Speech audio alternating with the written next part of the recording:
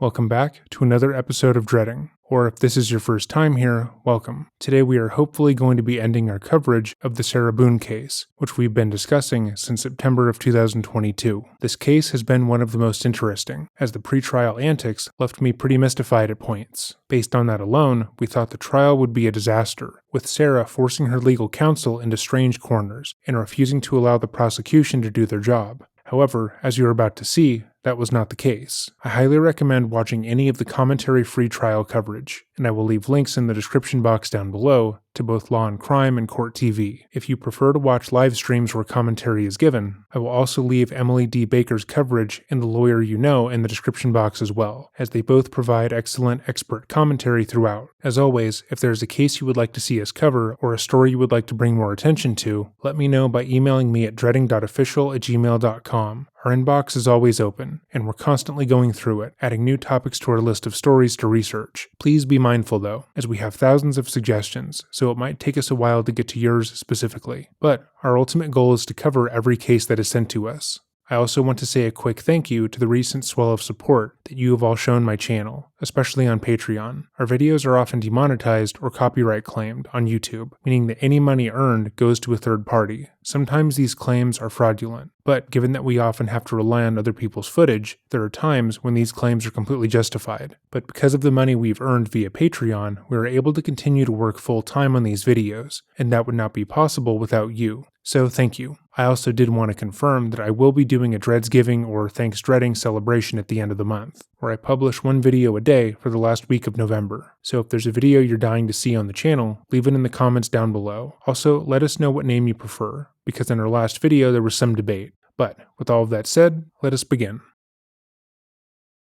This video is brought to you by Factor. Neither my brother or myself are particularly good at taking care of ourselves. We mostly subsist on eating whatever is around, so when it comes to picking healthy meals that properly fuel our bodies in a way that would be deemed acceptable, we typically fall short, which of course has the added result of leaving us feeling sluggish and gross. We both separately tried learning how to cook, but each time it didn't go well. Going to the store, trying to find all the ingredients to a recipe, and then actually following the instructions without getting distracted or burning something down so horrifically that our house smells horrible for days on end seems to be too much to handle. However, when today's sponsor reached out to us, they provided the best solution we could have hoped for. Factor delivers fresh, never-frozen, dietitian-approved meals right to your doorstep, which completely takes the stress out of meal planning and cooking. They provide delicious, ready-to-eat meals that are chef-crafted and again dietitian-approved and ready to eat in just 2 minutes. And I cannot properly emphasize how good some of these meals actually are. I was skeptical at first, but after I tried some of their options, I was fully convinced. These don't taste like your average microwave meals. They definitely aren't your grandmama's microwave meals, and the quality of the ingredients is unparalleled. They are so good and so easy to make that I was shocked. So I immediately signed up to continue receiving their meal kits.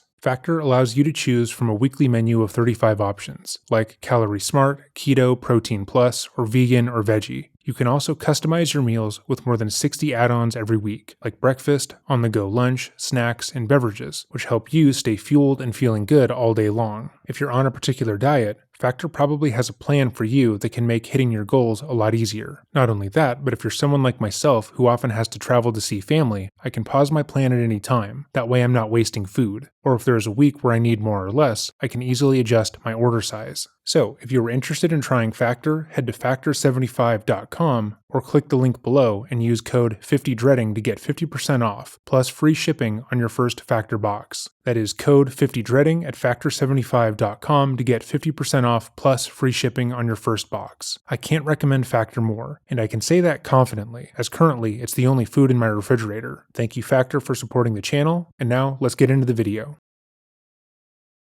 If you are already apprised of the details of the case, I will leave a timestamp in the description box down below for you to jump ahead in our coverage. Again, we covered this case over 6 times over the past 2 years, and I highly encourage you to watch any of those videos first to get the full scope of what occurred. But for the sake of brevity, here's what happened. This is Sarah Boone. Sarah was previously married to Brian Boone and had one child with him. However, shortly after becoming a mother, their relationship fell apart due to Sarah's alcoholism and erratic behavior. It should be noted that this behavior included Sarah getting physically violent with Brian, which he admitted to in police interviews, but played it off as being not abuse because she was physically smaller than him, and he wasn't, quote, too hurt by it. His aversion to call her repeatedly striking and clawing him abuse does not negate the fact that it was just that. Sarah's alcoholism led to her abandoning their child to go drinking while Brian was at work, as well as cheating on Brian repeatedly, and on one occasion, a strange man came into the family home in the middle of the night in order to see Sarah, and nearly broke in. Brian only divorced Sarah when she refused to stop drinking, asserting that she didn't have a problem, and he realized that their child's life was in danger. After the divorce, Sarah began seeing George Torres, who was also an alcoholic. Their relationship was riddled with abuse, with both parties drinking themselves into a stupor before lashing out violently against the other.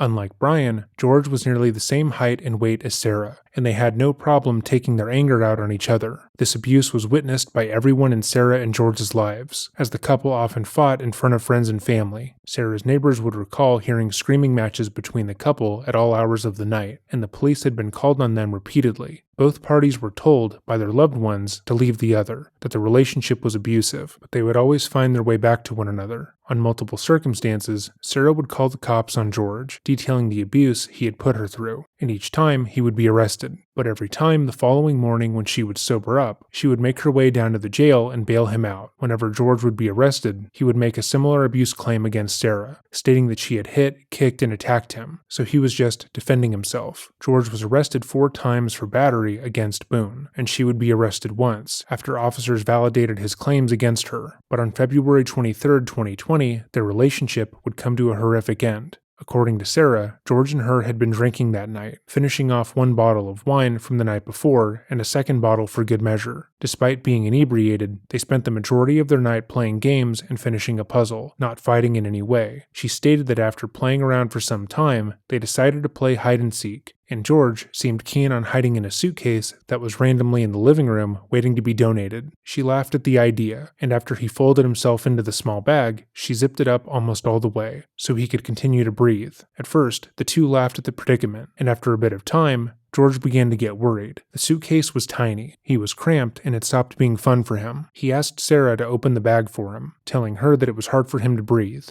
But she said no. As George pleaded for his life, calling out Sarah to release him from the suitcase, she began to record him and taunt him, saying that him being confined to the small space was what he deserved for hurting her. At some point, while George was confined, Sarah either dropped the bag down the townhouse's stairs or began to hit the bag with a bat, and then turned in for the night, all without releasing George. The following afternoon, she would find her boyfriend's body where she left it, alone in the suitcase, deceased. Sarah then opted to call her ex-husband instead of emergency services, telling him that she didn't fully remember the night before and that George was dead. Sarah had used Brian as a sort of fixer after their divorce, often calling him multiple times a day to sort out issues in her life. If she ran out of money, if she couldn't take care of their son, or if she needed a ride while drunk, Brian was always on call. He would immediately tell Sarah that she needed to call the police and emergency services, and not him. But Sarah begged him to come over anyway, saying that she didn't know what to do. Brian did, but was shocked to find that Sarah hadn't called the police by the time he arrived. Sarah attempted to get him into the townhouse to evaluate the situation for her, but he refused, staying in the parking lot while telling her that she needed to call the police. When the police finally arrived, Sarah had a difficult time explaining what had happened. She was erratic, and our coverage of her on-site interview will be linked below. She regurgitated the same story we just discussed, that they had been drinking, that they played hide and seek, and that she went to bed without getting him out of the suitcase. Notably, she left out the portions where she assaulted the bag with his body inside, and taunted him as he pleaded to be let out. She repeated that she didn't know what happened, and that she didn't know why he didn't just get himself out. As part of the investigation, she turned over her electronics to the police, and the following day, she was asked to come to the police station in order to discuss the case and pick up her phone. By this time, Sarah already felt extremely on edge with the investigators, not understanding why they hadn't taken her story at face value. The previous night, she had called the lead investigator to essentially scold her for making her feel as if she were a suspect, and stated that she didn't like the way the case was being handled.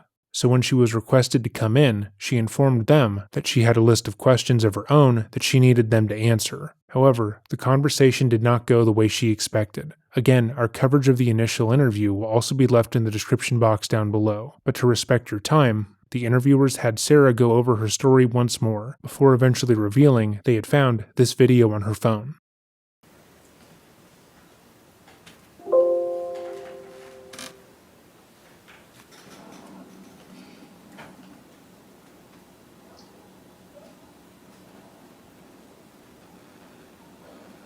Sarah.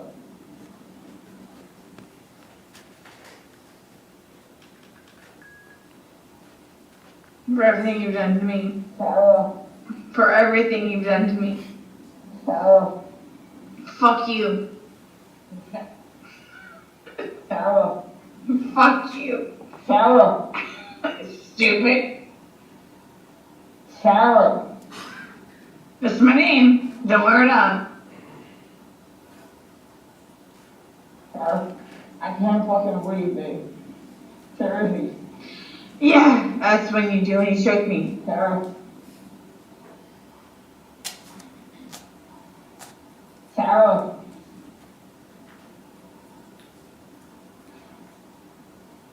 Sarah.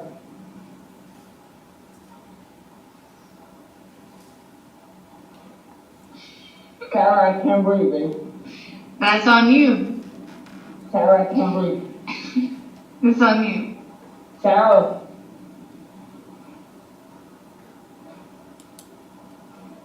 Real or ransom? Might want to give it for it extra. Because I got this. Sarah. Real or ransom?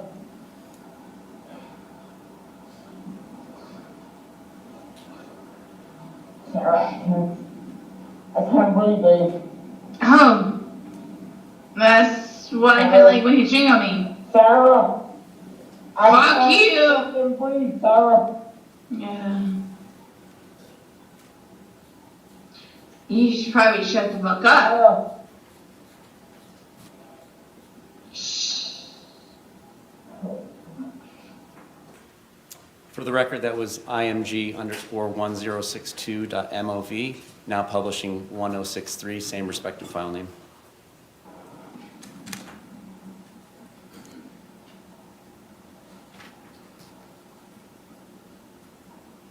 Sarah.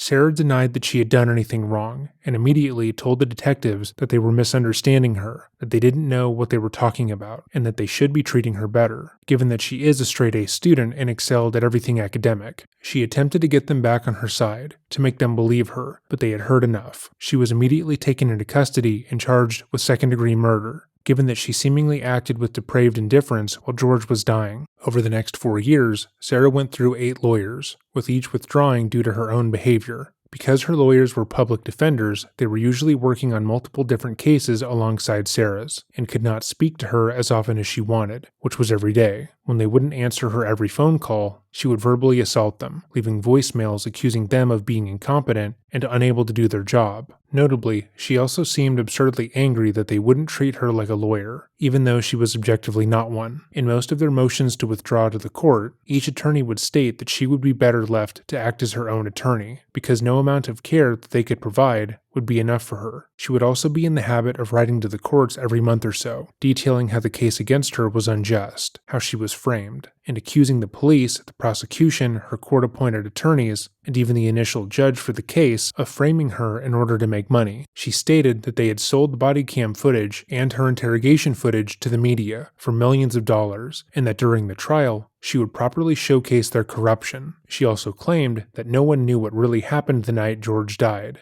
and when she eventually revealed the truth, the public at large would apologize to her. Our coverage of all the letters will be left in the description box down below as well. After 4 years of the case continuing to be delayed due to Sarah's antics, Judge Michael Kranick would eventually rule that Sarah had forfeited her right to counsel, and that she would have to represent herself. Despite Sarah's assertions that he was acting with malice, he placed a hard deadline on the case. Eventually, another lawyer would offer to represent Sarah, pro bono, but was given only a few weeks to prepare their arguments.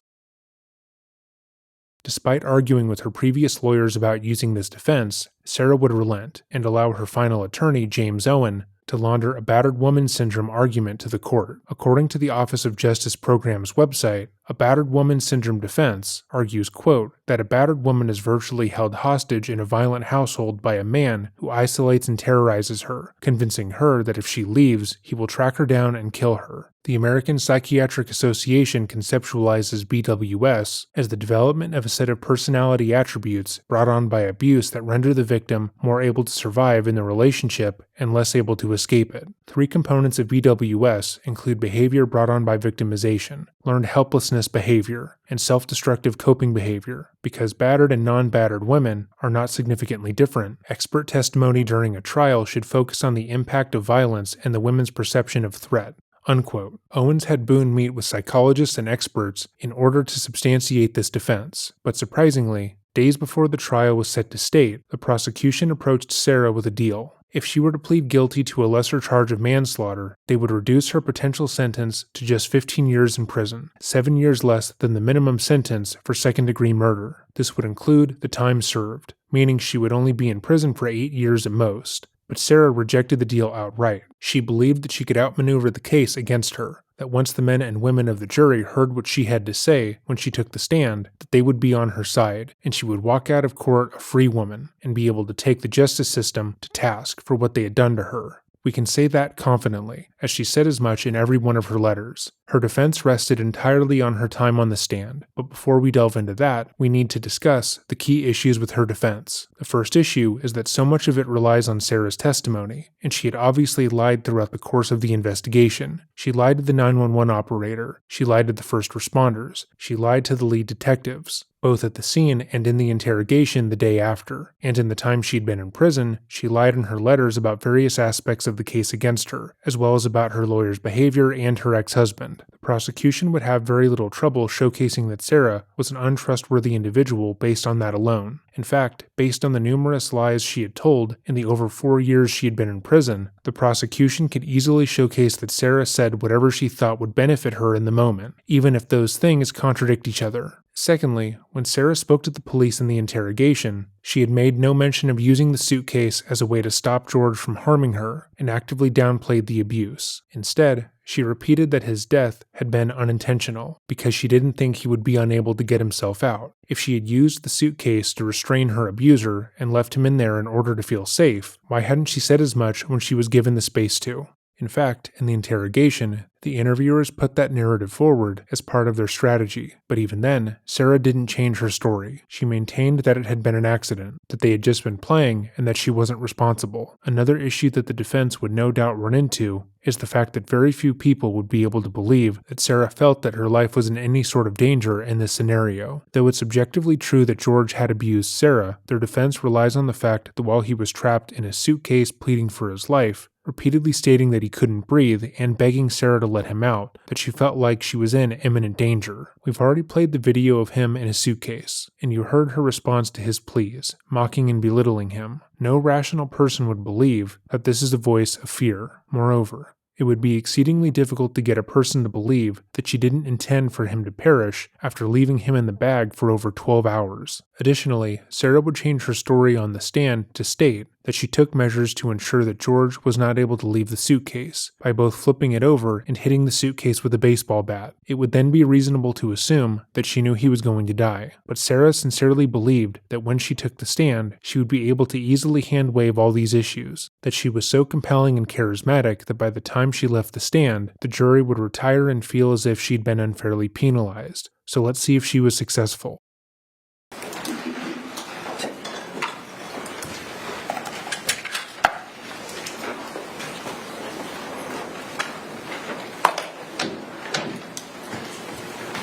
Raise your right hand, please. Sworn, please. Do you swear or affirm that the testimony you should give shall be the truth, the whole truth, and nothing but the truth, so help you God? I do. All right, ma'am, you could take a seat. And if you could, state and spell your name for the record for us. Sarah Boone, 101077. And could you spell your name? Sarah Boone. All right, thank you very much. Sir, you may inquire. Ms. Boone, would you please tell the jury where you were born and raised? Atlanta, Georgia. You were born in Atlanta? I was born in Atlanta. And how long did you stay in Atlanta before you moved here to Florida? I was 3 years old, 3 or 4. Okay. And from that time, y'all moved, you and your family, your mother and father, moved to Orlando? And my grandparents. Okay. Y'all all moved down from Atlanta down to Orlando? Yes, and my 2 brothers. Okay. And were you raised here essentially from that time on? Yes. And you've resided here in Orange County, Florida that entire time? Yes. Okay. And where did you go to high school here locally? I did. Where did you go to high school? Edgewater. Okay. And tell the jury, how old were you when you graduated? I was 18 years old. Now, I know you lost your mother and father. Overruled.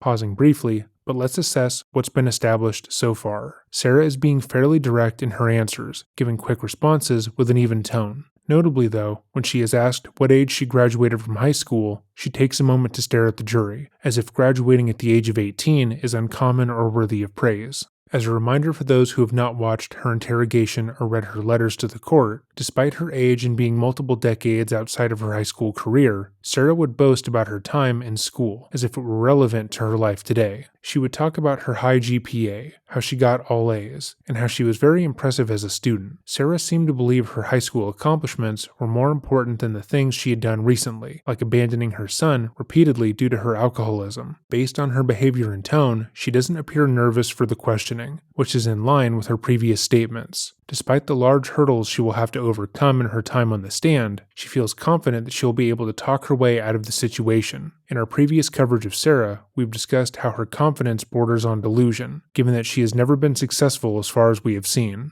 Her behavior has lost her lawyers and hurt her case irreparably, but she still sincerely believes that everything that has occurred has either been someone else's fault or completely unrelated to her actions.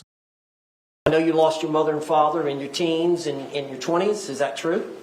I lost my grandfather when I was a sophomore in high school, and I lost my father when I was a senior.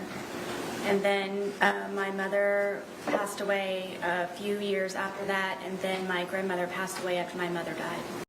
Pausing once again, Sarah has begun to give a few more details in her answers, even though those details don't necessarily pertain to what is being asked of her. The jury gains nothing from knowing when her parents died, or the added details about when her grandparents died, but Sarah takes the time to look over at the jury while talking about this, as if to endear herself to them. She's talking about losing her support system, which is normally something people would feel sympathy for, but in this case, it rings a bit hollow. Namely because it would have happened decades ago, and because it has nothing to do with the case we're discussing today. Moreover, Sarah does not appear emotionally affected by their deaths. But continuing on.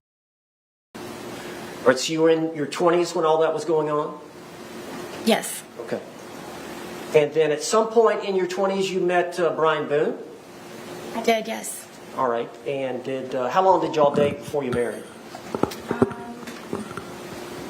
A good handful of years. I helped my family with paying mortgage and bills for the house since my father had passed away and my grandfather, so... So you worked outside the home? I did. Okay. Can you tell the jury when you said you and Brian Boone dated for a while? Do you remember when y'all married? I do. Could you tell the jury when y'all were married? The year? Yeah. Do you remember the date? It happened to be, yes, that after my mother passed away, that he had waited to ask me to marry him because he knew it would be...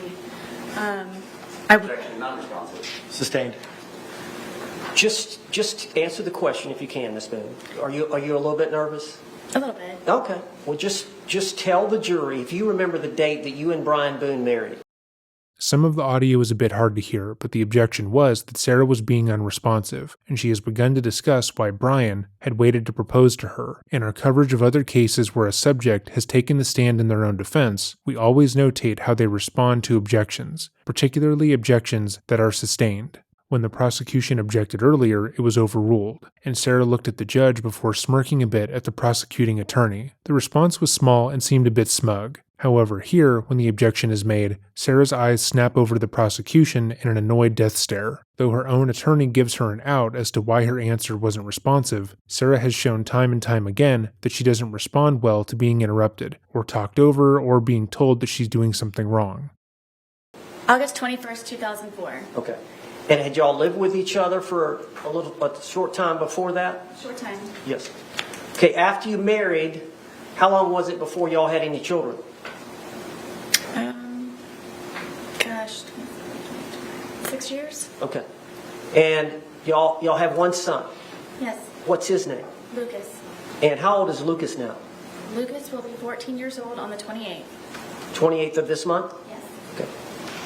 So you and Brian were married, and y'all lived in Orange County. How long were y'all married? For 13 years. All right, and y'all divorced? Yes. And as part of the divorce, were y'all to share custody of your son? Yes.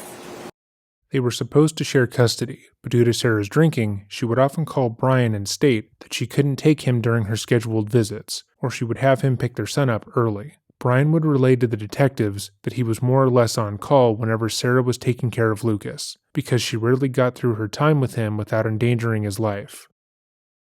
And so y'all would split days, would that be fair to say? Yes. Okay. At some time after you and Brian split up, did you meet George Torres? Yes. All right, could you tell the jury how you met George Torres? I met George when I decided to buck up, I guess, and was tired of trying to patch things up with my ex-husband. And I decided to go one day for a walk across the street and go have a beer by myself and sit and people watch just to get out of my house and a change of scenery. All right, now is this your apartment? No, this is the marital home. Okay. According to Brian, Sarah had been seeing George prior to their divorce and had actively cheated on him while drunk during their marriage. She would also routinely go to that bar after the birth of their son in the middle of the day and stay there till closing. However, she presents this information in a distorted way. Instead of acknowledging that the marriage ended due to her drinking, or that Brian had attempted to make their relationship work for years while she struggled, only ending it when she endangered their son, she puts the onus of responsibility for its demise on Brian, and asserts that she had fought for the relationship. This framing makes the end of their relationship the fault of Brian and not her, making it seem as if he was unwilling to stay with her, even though they had a child together. Though she doesn't say anything more than that, the implication would instill the idea of Brian being a bad husband and father, abandoning his wife for some unknown reason. Was he cheating? Did he leave her for a younger woman? We don't know, and Sarah is being purposely vague on that point in order to put the fault squarely on his shoulders. Most people know at least one woman whose husband left them for a less than noble reason, which is why this framing is effective. If you knew nothing about this case or Sarah's past actions, the majority of people would give her the benefit of the doubt, even though it's an incredibly dishonest way to frame the situation. Sarah had not tried to fix their relationship. She refused to get help with her drinking, and Brian eventually had to put his foot down. She then frames herself going to the bar as being her trying to put herself out there, as if she'd been fighting to save the relationship and had isolated herself from the wider world due to Brian's influence. This would be a big way of her making her return to dating, going to a bar in the middle of the day. This is likely how Sarah recalls the marriage ending, and the story she tells herself about what happened, because as she is displayed throughout the case, nothing is ever her fault. She is allergic to personal responsibility, and therefore when her marriage ended because of her drinking and alcoholism, she made up a new story, one where she was fighting for the relationship against a cruel man who refused to work on things, even though Brian's actions have shown otherwise. Sarah's own statements contradict her claims here, as she stated that she called Brian almost every day for help with their son, her life, and George. He was the first person she called when George died, and he even went so far as to state that he hadn't been allowed to move on from their relationship given her antics. So to frame the dissolution of their marriage as being because he didn't want to work on things is disrespectful, dishonest, and demonstrably false. Where is that marital home? Winter Park? You're no longer living in that marital home? No. Who lives in the marital home? No, when it has been sold. Okay. So you met George Torres before you got the apartment? Yes. Okay. And you met him at a bar across the street from the marital home? Yes, we had a mutual friend there. Were you introduced? Yes. All right. How did you and George get along when y'all first met? Very well. It was strange how quickly we hit things off and had so much in common, and I never thought that he would be interested in someone like me, and I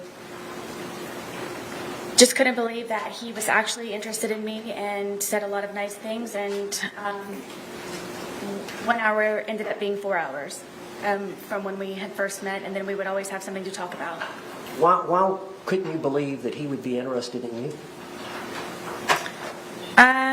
He was very handsome. He was very funny. He was smart, and I would show up in workout clothes and disheveled hair, and I guess I kind of felt broken from being in the process of the divorce that he knew about. But then one of the things that we could relate also was the fact that he was here in Florida because he had just been divorced from his second wife. So that was another topic that he and I could compare notes on. Okay. So eventually the divorce was settled. Did you get your own place? Yes. Is it fair to say that after at first you lived in your parents' home, correct? Yes, until I was married. And then you moved directly in with Brian? Yes. And then y'all lived in the marital home, correct? Yes. And then you got this apartment. Yes. So that was the first time in your life that you actually had your own place. Yes. And what was the address? 4748 France Court, apartment number 3. And what city is that in? It's in Winter Park. How far is that from here? 20 minutes? Okay. So you got that apartment, and initially were you by yourself? No. All right, tell the jury. In the almost year, about 10 months of separation from Brian, my ex-husband, that is the time when I met George. And my ex-husband was trying to buy me out or force me out of our marital home. Sorry for pausing in the middle of her answer, but again, she takes time to add unnecessary and frankly disparaging remarks towards Brian. For those of you who are unaware, shortly after Sarah was arrested, Brian stopped paying alimony. He felt the circumstances had changed, and that he no longer should have to pay, and the matter is being argued in divorce court. We covered one of the letters from this case over on Patreon. But given the documents in this case have not been made public, we have little to go off of. However, unsurprisingly, it seems that Sarah has had multiple of her attorneys withdraw from the case. But since Brian had stopped paying alimony and allowing Sarah to see their son, she has taken every opportunity she can to disparage him. To be clear, we don't know Brian. We have no affiliation with the man, and we gain nothing by defending him. However, through the research into the case, it seems obvious that he was nothing if not a deeply dedicated husband to an extremely sad degree. He went above and beyond for her, and it would make sense why he would stop wanting to pay alimony while she was awaiting trial. But that is unacceptable to Sarah. She's made it clear that she views all of her actions as being righteous, and any action that she perceived as being against her is just unjust. It doesn't matter that Brian tried to make the relationship work for years. It doesn't matter that he bent over backwards to take over whenever Sarah was too inebriated to take care of their child, or that he went out of his way to help her for over a decade. He is now the antagonist in her life. She's trying to frame him buying her out of the marital home as being him kicking her out for no reason, when that is far from the case. And I needed to find somewhere to live. And So did you and George agree to rent the apartment? yes, I needed extra income. We could not afford it, just on my own. You were receiving some income from the marriage settlement, were you not? Yes, So you did have consistent monthly income coming in from the marriage settlement, for the most part, yes. but you needed more to live. Yes, to pay the bills and for rent. So did you and George have some agreement? We did. All right, what was the agreement? The agreement was that if I decided for he and I to live with one another, because it would be under my name, that he would help with the monthly bills, and on a regular basis where it wouldn't be something that I would have to argue with him about. It would just be an automatic, make sure that everything's paid first, and then from there, hopefully have some fun with it. Okay. And so I understand from that point on, would it be fair to say that y'all saw each other on and off for about the next 3.5 years? No, I would consider us a couple. Okay. At some point, he asked me to marry him. Okay. But y'all did have times where he left and went to live with his parents? Yes. Is that fair? Yes. Sarah is being needlessly pedantic in her response, which doesn't serve her in the slightest. Their relationship was fraught with abuse, and they would break up multiple times in their years together. George would go live with his parents. She would kick him out, and sometimes she would call Brian and ask to stay over to get away from him. Saying their relationship was on and off is not only honest, but benefits her defense. But for some reason, Sarah seems opposed to that narrative and corrects her defense attorney, saying that they were a couple the entire time, and he even asked her to marry him. Something about the assertion that their relationship was on and off again offends Sarah. This insistence that the relationship was imperfect in any way that she has not already put forward likely feels like a slight against her. Going back to her aversion to personal responsibility, in her own statements, she would repeatedly downplay anyone else's interpretation of events if they didn't immediately line up with hers. The idea that George, Brian, or even the police could assess things in a different way, or simply phrase them in a way she didn't approve of, was viewed as an insult, if not an outright act of aggression. Moreover, Sarah's legal team would likely have gone over their questions with her prior to the trial, even on the time crunch, so for her to respond so adversely now makes very little sense. And there were times where there was an understanding that y'all were going to break up. Multiple times. Okay. All right. So, again, on again, off again. Yes. This was actually before we had our apartment. That was, I guess, our dating phase. Okay. So here, Sarah agrees that they broke up multiple times, that they would end their relationship only to get back together a few days later, and then said that occurred before they lived together and was just in their dating phase, which makes her need to correct her own attorney feel strange. Again, something about how he phrased the question might have felt insulting to her. So y'all were together for 3.5 years. Is that fair? Mm-hmm. Yes. And y'all had actually agreed to marry? He had asked me, yes, a couple of times to marry him, and one time I agreed to yes. Okay.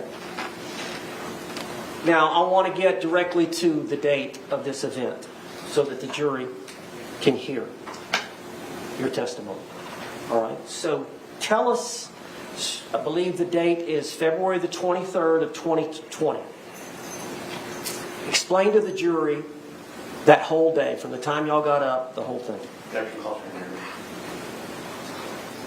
Approach.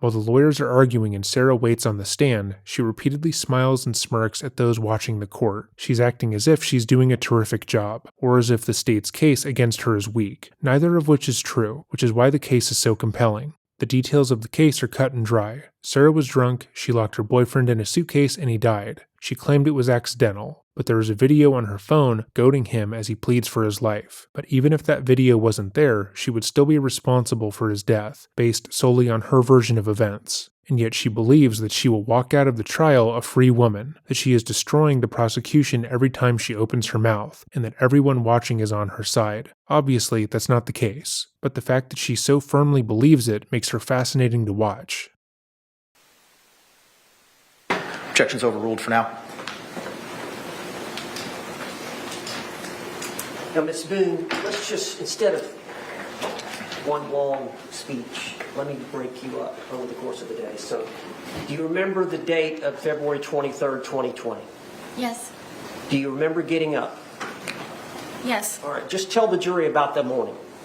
What y'all did that morning. What you and George spent the night together at the apartment. Yes, at that point he was living there. Yes. So y'all slept in the bed together, upstairs, February. So y'all would have gotten up that morning, February 23rd of 2020. Note how vivid her memory is when she discusses the day during direct examination. This will become important during cross-examination. Yes. All right, tell the jury what happened when y'all got up. He was already downstairs, and I went downstairs, and he wanted to start the day off by drinking because it was a day off from his job. And I talked him into cleaning and tidying up the house for a sense of accomplishment. So that is what we did for however long that it took. So we did tidy up the house and got everything in order, and it was kind of a reward, I guess, to be able to sit and enjoy ourselves and sit on the back porch. So in Sarah's recollection of the day, George wanted a drink from the moment he got up, but she had to convince him to clean the home first. She deliberately frames the situation as her trying to gentle parent him, using alcohol as a reward, as if she too didn't struggle with alcoholism. The only issue with this version of events is the fact that we know, based on Brian Boone's statement and earlier testimony, that Sarah often began drinking from the moment she got up. Most of her next-door neighbors would state that it didn't matter what time of day it was, morning, afternoon, or night. Sarah and George were always drunk, but Sarah presents herself as the more composed of the two, that she had a better head on her shoulders than George, and that her problem wasn't nearly as bad as his. To be clear, the idea that either party said that they wanted a drink and the other person said no is absurd. All right, what do you mean by cleaning up the house? What did y'all do? We swept and mopped. We folded some of the laundry. I know that we did the dishes, emptied the dishwasher, just general run-of-the-mill tidying up. And did you have your son coming the next day? Yes, that was one of the reasons why we were able to do that. What was the arrangement you had in terms of the next day would have been your day to pick up your son from school? Yes. What time would you pick Lucas up from school the next day? I believe his school ended at 3 o'clock. Okay. So you would have been responsible to pick him up, and he would be spending a night with you that night? Yes. So you wanted to have the house nice and clean? Yes. Pausing once more, even if George hadn't died, it's unlikely that her son would have spent the day with his mother. Again, Brian had begun calling Sarah early, on February 24th, in order to verify that she would be picking up Lucas, as well as to wake her up. He had found that on the days where Lucas was supposed to be in her custody, Sarah would blame him if she slept through his pickup, stating that it was his responsibility to wake her up to get their son. And based on how much she had to drink the night before, Sarah was in no condition to take care of Lucas. How many bedrooms are in the home? 2. And you and George had one bedroom? Yes. And who had the other? Lucas. All right. Is that exclusively his bedroom? Yes. All right. So how long would it have taken y'all that morning to clean? I don't really remember what time we woke up, but maybe a good 2, maybe 3 hours. Okay. And would it be fair to say that you and George both smoked cigarettes? Yes. And would it be fair to say that you and George both drink alcohol? Yes. All right. So at some point, y'all finished your chores, Yes. right? And then y'all were going to enjoy the day. Yes. All right. What was the plan? It was just kind of, we've got the day to ourselves. Let's just kind of relax and go with the flow. All right. Did y'all make a decision that y'all were going to start drinking? Yes, we had a half of a bottle that was already in the refrigerator, and I did not want to go out afterwards. I, again, had Lucas coming the next day, so We went over to Publix to purchase another bottle of wine so we could not have to go out later on that evening. Whenever Sarah is answering questions about drinking or negative behavior, even if she is directly involved, she will frame the decision as being made primarily by George and not her. Even if she did decide to drink, he was the one who presented that to her. However, whenever there's a decision that is positive or neutral, she will say that it was her doing. She says that it was George's decision to drink early in the day, but she said they began to clean first. She says it was her decision not to go out because her son was coming over the next day, but George was the one who wanted to go to Publix to get another Magnum bottle of wine, and so on. In conversation, you would likely not notice this kind of framing, especially if it was being done by a friend or colleague. In fact, this kind of framing is hard to point out until the person does it to you, because most people don't look for this kind of subtle manipulation. For example, let's say you have a friend who is constantly talking about their partner, and they frame their relationship this way. In this example, the relationship isn't abusive, but when they talk about anything, they always state that they are the one who insists on positive change, while the partner is always behind the negativity. You would likely have a negative opinion of their partner, or maybe even encourage them to leave the other party. Then later on, in a group setting, they tell a story that involves you. In their retelling, instead of both of you making the decision, they say that you convinced them to do something they didn't want to do, and they only went along with your plan, victimizing themselves in the process, while making you come across as a fucking prick. The intent behind this framing is obvious. Everything that happens to Sarah, or happens to someone around her, is someone else's fault. Meanwhile, if anything positive occurs, she gets the credit, and you're left standing there like a chump. Just like a chump. Pay attention to this kind of framing as we go on. Note how often Sarah shirks any responsibility onto another party, and note how she will insist on any positive or neutral actions being entirely her doing. Now, you were here in court when the state played the video of you two and the Publix purchasing the bottle of wine? Yes. Is that what you're referring to here with the jury right now? Yes. Okay. And that was around noonish? I believe so, yes. Okay. Had y'all started drinking the leftover bottle before going to the Publix? No. Okay. So, y'all bought a bottle of wine? Yes. All right. And how did y'all get to Publix? My car. How far is Publix from your apartment? 5 minutes. How would you get there from your apartment? What do you mean?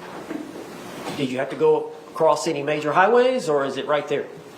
You just come out of our apartment complex and you do a little U-turn and then you come up and it's right in that complex. Okay.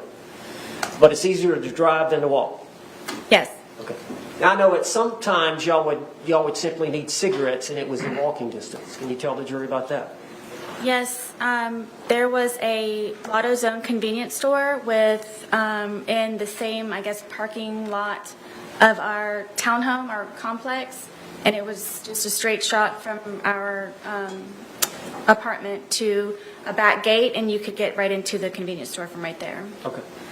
But y'all went over to get that bottle of wine around noonish, and how did y'all you took your car? Yes. Did George have a vehicle? We did not. Okay. And how did you pay for the wine? With my debit card? And then y'all came back and started drinking? Yes. Okay, tell us what you did when you got back from the Publix. Just went on the back porch where we usually spend our time because we're able to smoke cigarettes outside as opposed to inside. And Is cigarette smoking not allowed indoors? it is not. Okay. Do you have pets? Yes, I do. Well, did you have pets? I did, yes. Okay. Were they with y'all there that day? Yes, my dogs were with me all the time when I was there. How many dogs do you have? I have 2. And just what are their names? Penny and Tess. And what is the breed? They are red Boston Terriers. And are they both disabled? Yes, Penny is blind and Tess is deaf. So when y'all went out to smoke on the back porch and drink, I assume, as well, correct? Yes. Did y'all take the dogs out? Oh, yes. All right. Is there a place for them to do their business out there? Yes, I extended our back porch for them to have a little bit of area as opposed to going from a large backyard from my marital home to our little townhome. And they would come out there and do their business, and I would open the gate and then walk them in the back part of our apartment. So you and George were just going to enjoy the day together? Correct. Is it fair to say y'all don't have a lot of money? Yes. And so y'all were going to do something there in the home? Y'all weren't going out for dinner or... Yes, I would consider us homebodies as opposed to going out and partying and doing this and that. Okay. And how long do you think y'all were out that afternoon outside? A few hours. All right. Could you tell the jury what y'all did during that time? We have a dartboard that's out there, and we just had drinks, and we're just really enjoying each other's company and talking about, things upcoming. We both were looking for a job and just kind of, I guess, encouraging and supporting and planning. And Well, now you said he had a job. Was he looking for a job, a second job? no, the job that he had was very unstable, and at that, So he was looking for something new. yes, at that time, yes. Okay. And so during that 2 or 3 hours, would it be fair to say that y'all drank the bottle? Yes. Okay. So would it be fair to say that y'all were feeling the effects of the alcohol? Yes, Okay. At some point, who made the decision to come in? I did. Okay. Why did you want to come in? I felt that George needed a change of scenery.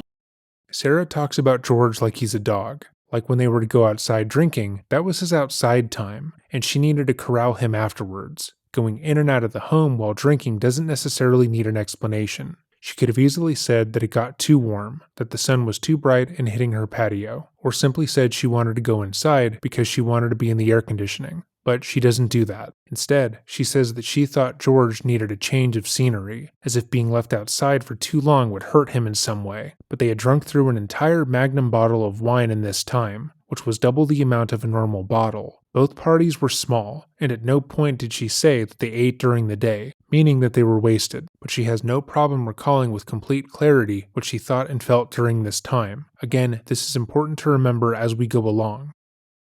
Okay. So y'all came in, and then did y'all do anything else before he left again?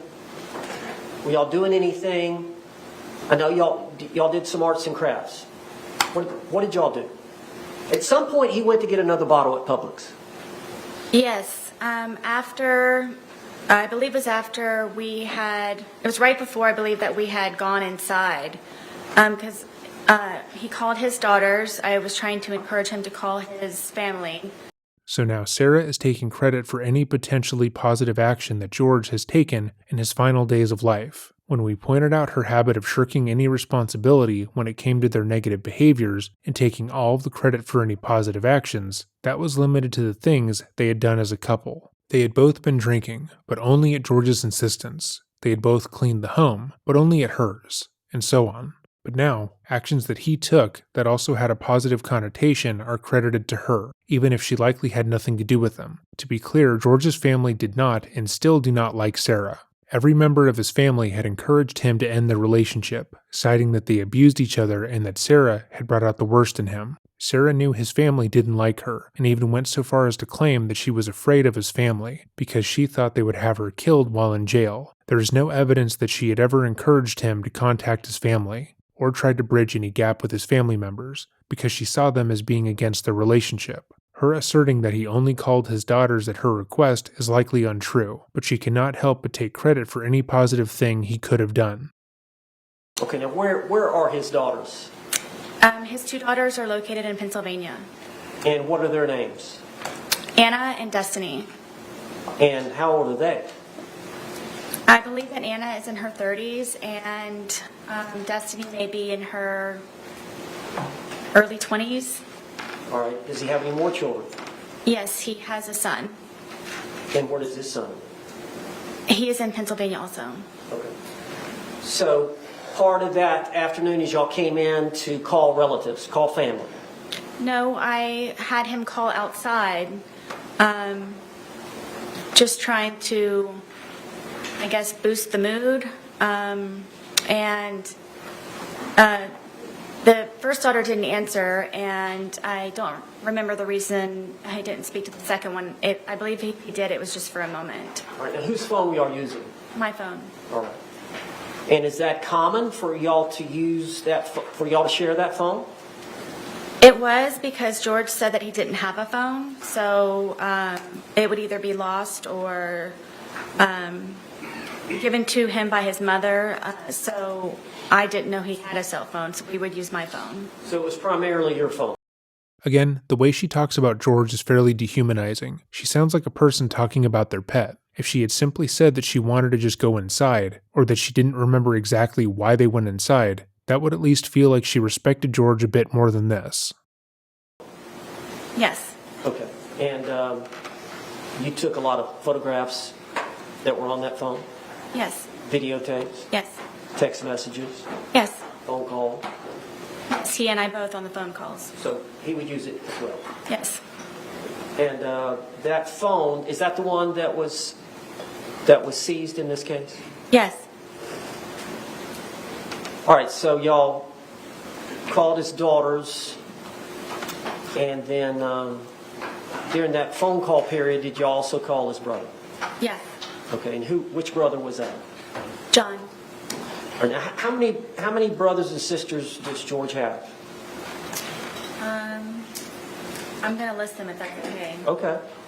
It's John, Pharrell, Isaac, Mo, and his sister. Okay. And do they all live here in Florida? Yes. Are they close by? As far as I know, yes. What about his parents? Yes. They live here as well? Yes. Okay. But his ex-wives and his children live up in Philadelphia? Yes. Okay. So you called the girls, then you called, or George called his brother. Yes. Was that conversation that long? No, it was not. Okay. And then after that phone call, were y'all inside by this time? Yes, at this point, I believe that it was a good time to get a change of scenery. So I thought George would be better off inside, and frankly, I didn't want to be outside any longer either. The defense is framing this excursion by George as being done without Sarah's consent or input, as if she would be upset at the idea of George driving her car while intoxicated to get them more alcohol. However, we have a hard time believing this narrative, as the only evidence is Sarah's word. As we have discussed, Sarah has lied at multiple intervals, both in the investigation, in her letters, and to the court in general. She has proven that she will say whatever she thinks will benefit her the most in the moment, and will change her story the moment more evidence is shown. We know the second time that George went to Publix that day, he went by himself. Because Sarah wasn't present on this occasion, she feels confident in claiming that she didn't know that he had done this, and she would be morally opposed to him driving her car while drunk. But according to friends and neighbors, Sarah and George would often drive drunk, and Sarah had no problem giving her car to her inebriated boyfriend. Is it possible that George took Sarah's debit card and car without her consent to get them more alcohol? Absolutely. But would it be out of character for Sarah to allow him to take her car and debit card to go to the store without her? No. Both scenarios could have happened, and given her propensity to refute any narrative that makes her look even somewhat bad, I would venture to say that the second option is more likely to have happened. Sarah continues to talk about George like he's... So just to get an idea, about this time is when he went to get the second bottle, or did y'all stay inside for a while before he left?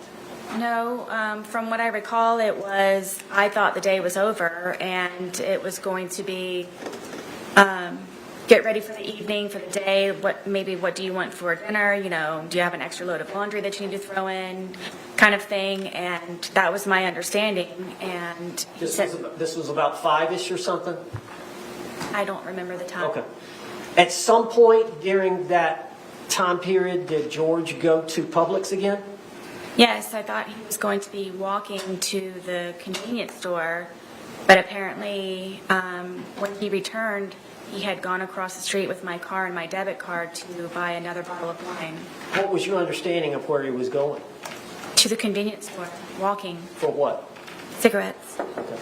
And you learned obviously that he came back and you learned that he'd used your vehicle Yes, and he'd used your debit card yes, and he'd brought back a bottle of wine from Publix. correct. And you saw the Publix video of that.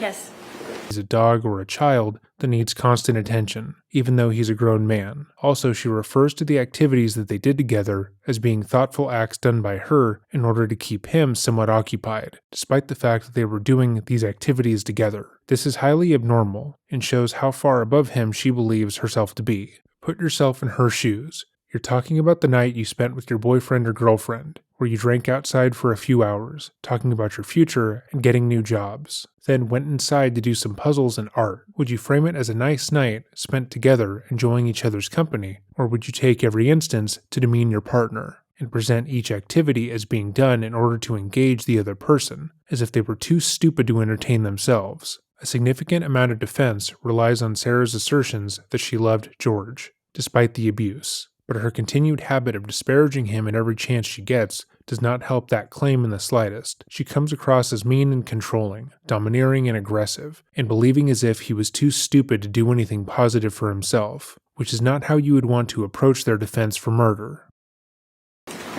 So he comes back with the other bottle of wine, and did he want you to drink with him? it was expected, yes. Yes. And you agreed to consume the second bottle with him? Yes. Okay. So over the course of that evening, drinking the wine, what did y'all do for time-wise? Watch a movie, music, just kind of tell the jury what you remember. I know it's obviously been a while, but... It was kind of a regular thing where I would always try to come up with entertaining activities for George, and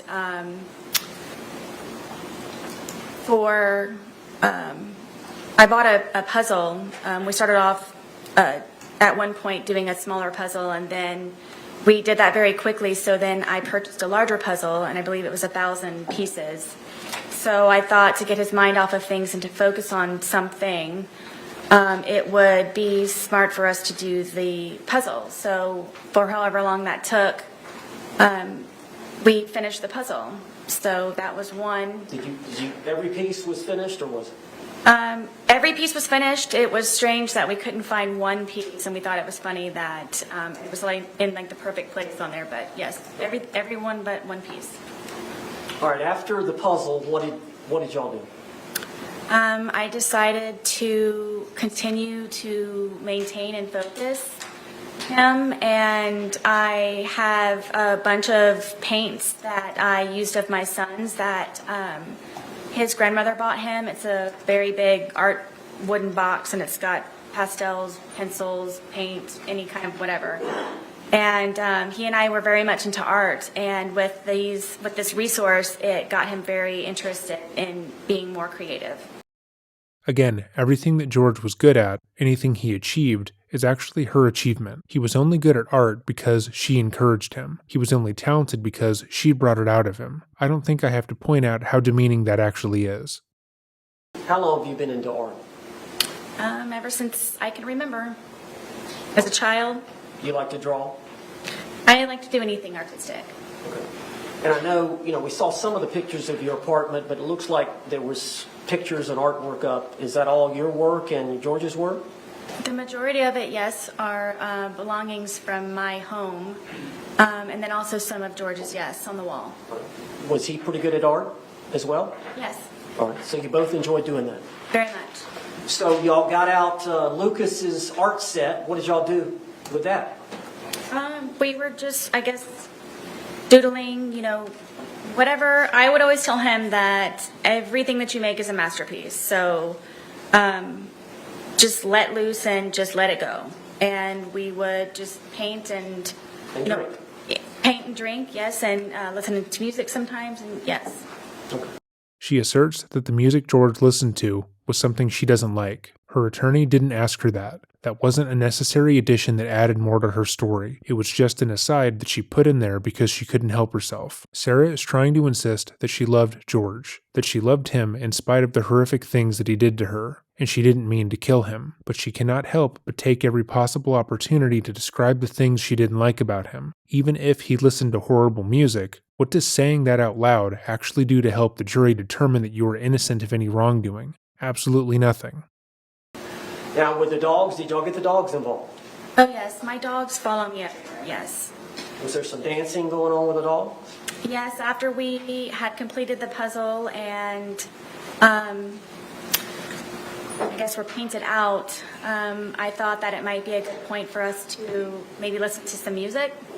And the music that George listens to is it's very fractious to me, and it was definitely not going to lighten the mood. So we ended up finding some channel on the radio, and he was feeling it. And then we ended up, my one dog gets very active and was dancing with us, and we were just having a good time listening to music.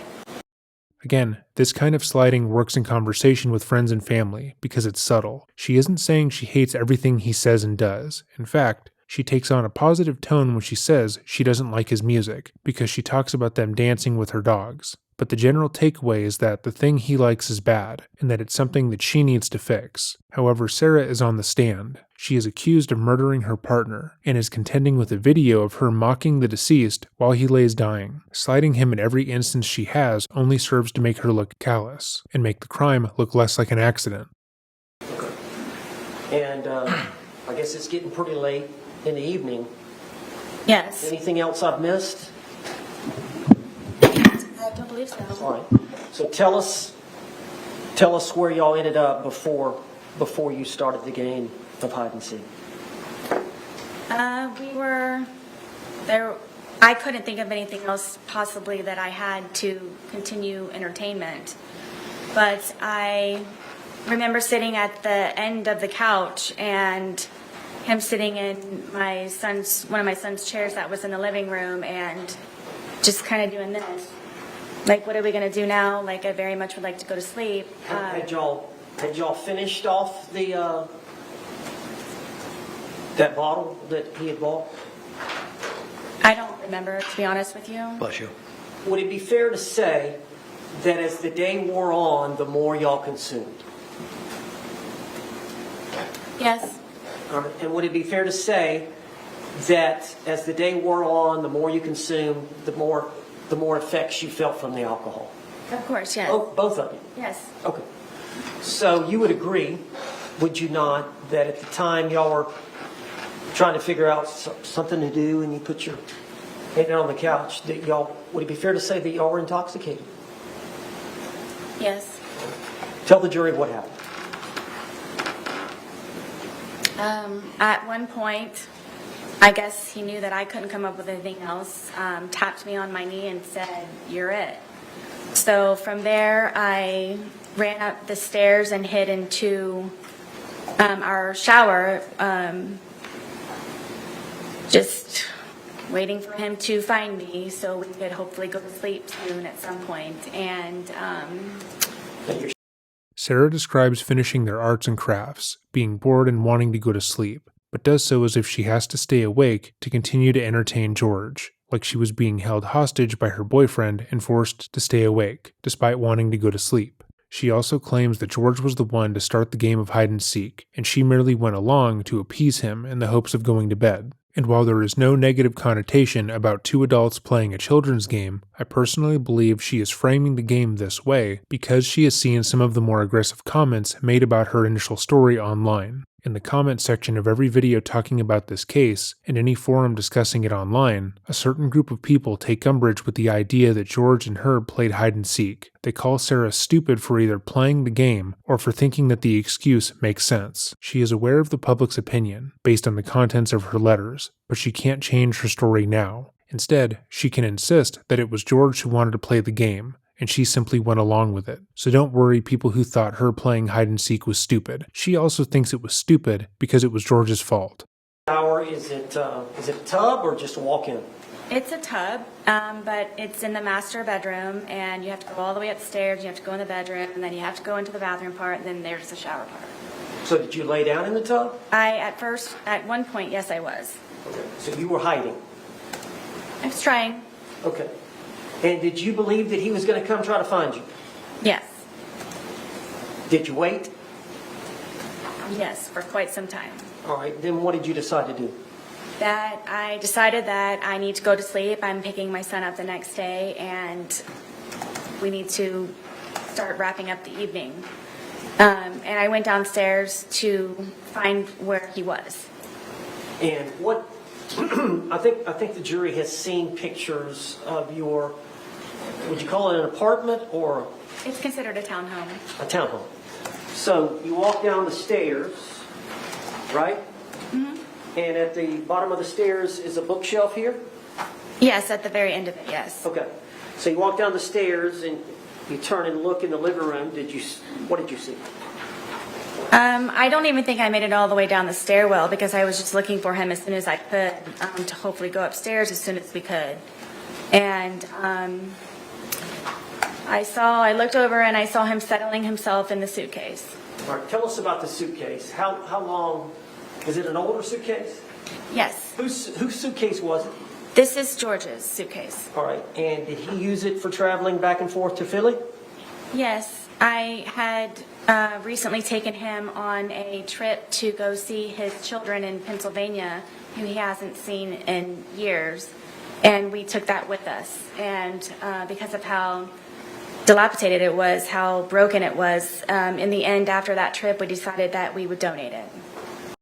Again, none of those details were necessary, but it's more important for Sarah to disparage George than anything else. All she was asked was who the suitcase belonged to, and if he used it for traveling back and forth to see his family in Philly, and she felt it relevant not only to state that it belonged to George, but after a trip that she had taken him on to see his family, that they determined that the suitcase was too dilapidated to use any further, and that they would donate it. So his possession, old, dilapidated, needs to be thrown away, but only at her behest, alongside visiting his family. I'm going to stop pointing this out every time it happens, because we'd likely be here for another 5 hours, and it's frankly absurd at this point.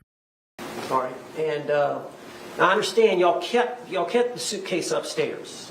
Yes, How long did y'all keep it upstairs? since we had moved in. Is there a closet up there you kept it in? Yes, it was in the master closet, the master bedroom closet, all the way in the back because of the size of it, and there was nowhere to put it, so it's all the way in the back. So when did y'all decide to move it down from upstairs to downstairs? Was it that day or sometime earlier? No, it was maybe a week or so prior. Okay. And so what, y'all were going to donate that to Goodwill or?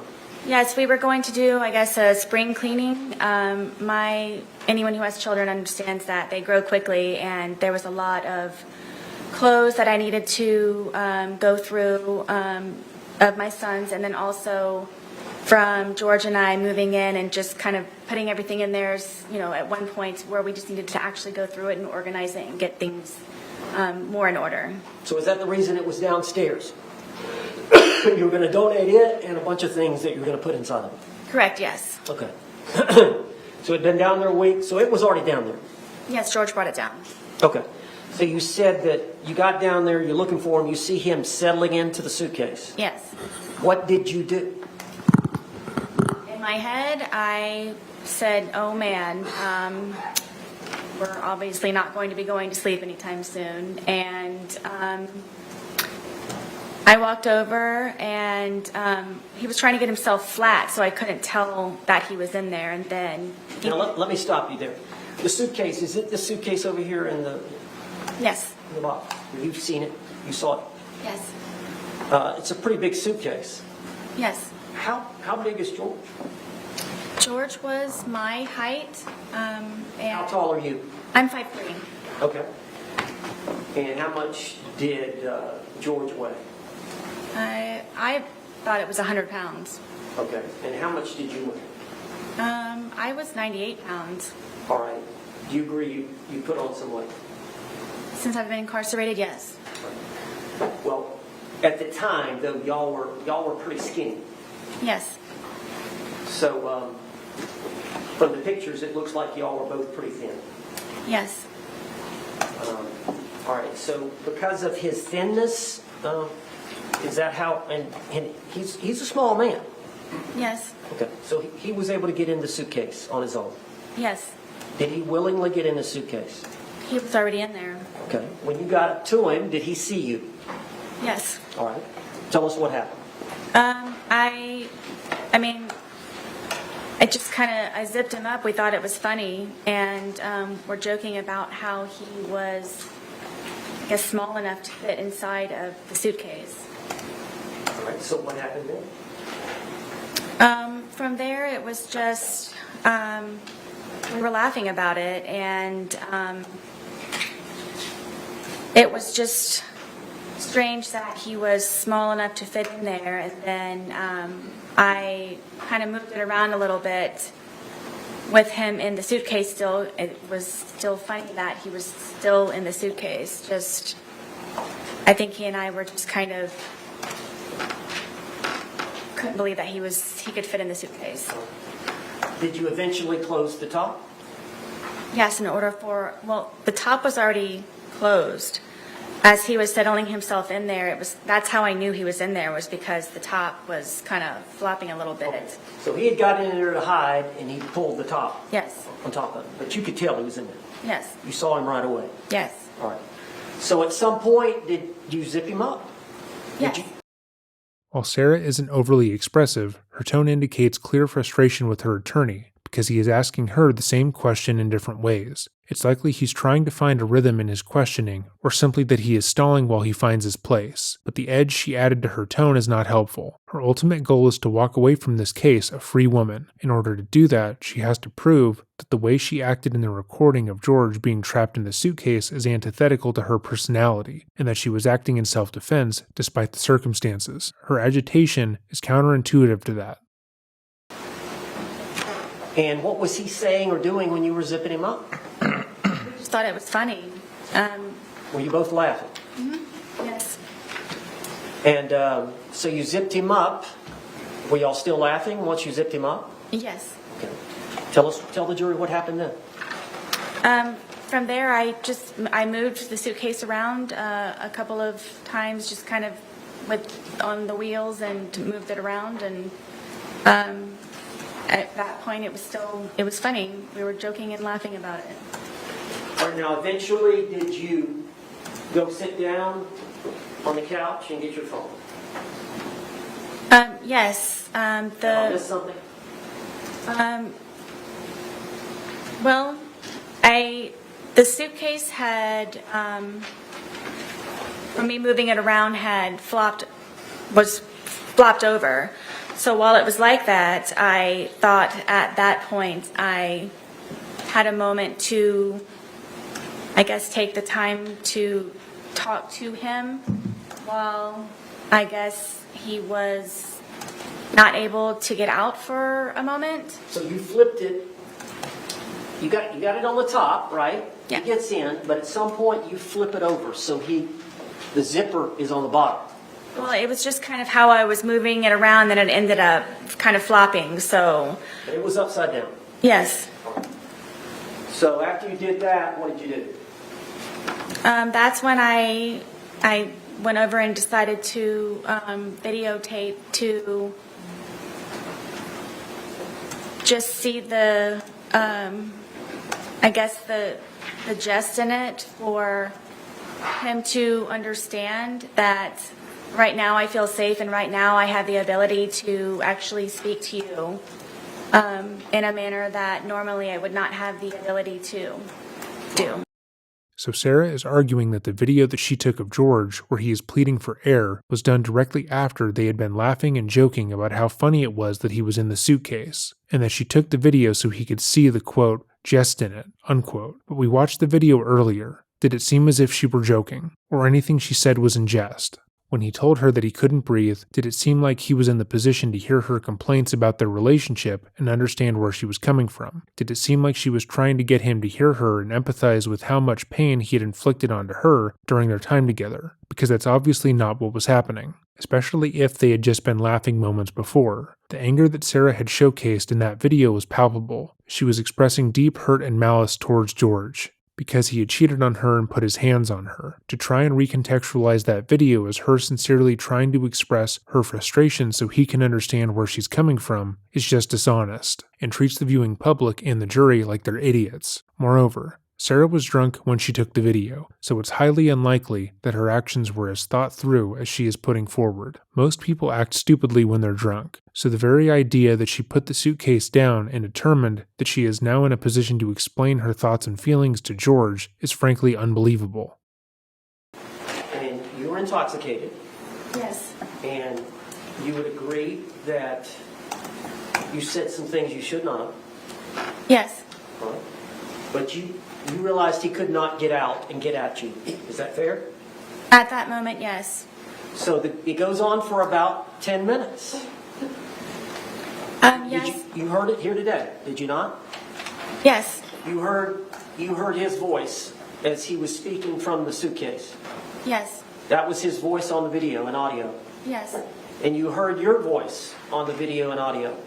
Yes. That was your voice. Yes. All those things said by the man were said by George in that 2-minute video. Correct. All the words said by the female were said by you in that 2-minute video. Correct. Were you intending on showing him the video the next day? Yes. At the time or the next day, is it fair to say you don't even remember videotaping?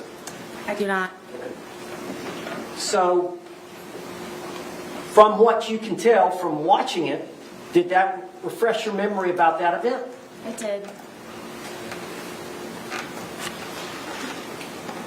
Why did you say all that?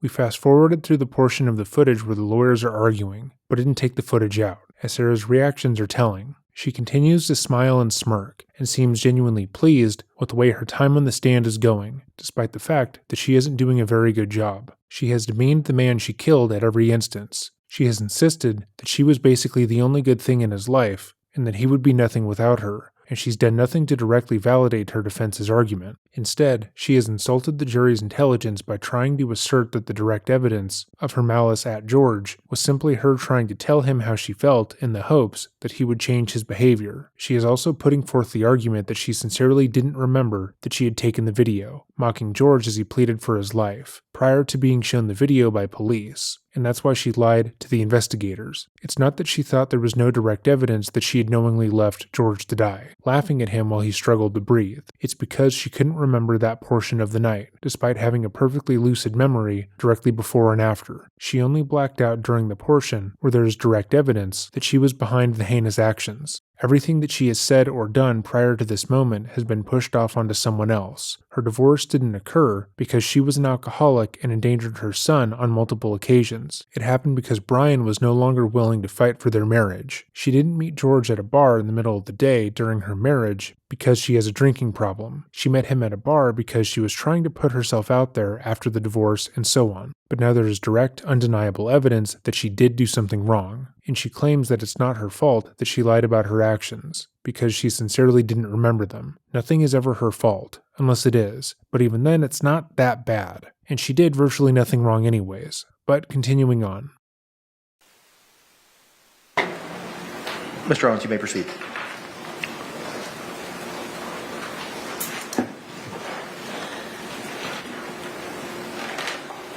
All right, I'm talking about just the 2-minute video part that was recorded. Could you just tell the jury what you were feeling, what your feelings were at the time, and then explain that to the jury? You mentioned, you talked about it before. You said he was in that confined space and it was my chance, but do you want to elaborate on that? Or? Sure. I want you all to know that the majority of the time, am always afraid and always scared. All right, well, I understand that. Okay, I understand that. But would it be fair to say that you had some anger at that point? I did. Would it be fair to say that you wanted to tell him off to some degree? I just wanted, yes, for him to have a better understanding, which was the whole point of the videos and documentation prior. And you could tell that he was uncomfortable. I'm guessing.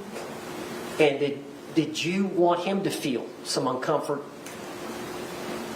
I did. Okay. Now, at some point, you turned off the video. Yes. And then we saw a second video, which was approximately 11 minutes later. And you've seen that video that was played to the jury. It was 22 seconds long. Yes. And I don't think you speak in that video. You hear George say Sarah one time. Yes. Is that fair to say? Yes. So between the 2-minute video and the 22-second video is an 11-minute period. Would you tell the jury what happened?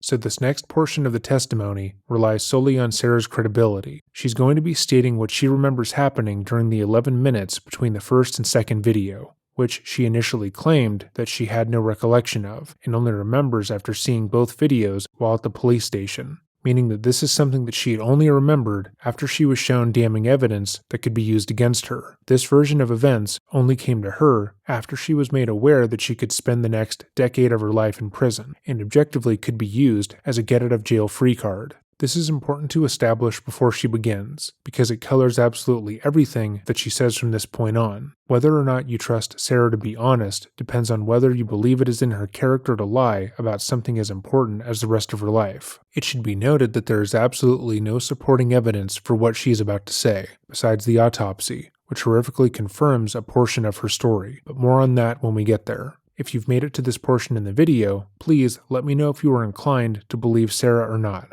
I think a general poll would be interesting. We continue to, I guess, speak to one another, and his tone changed, and I knew the tone, and we ended up, I guess, arguing back and forth with one another, and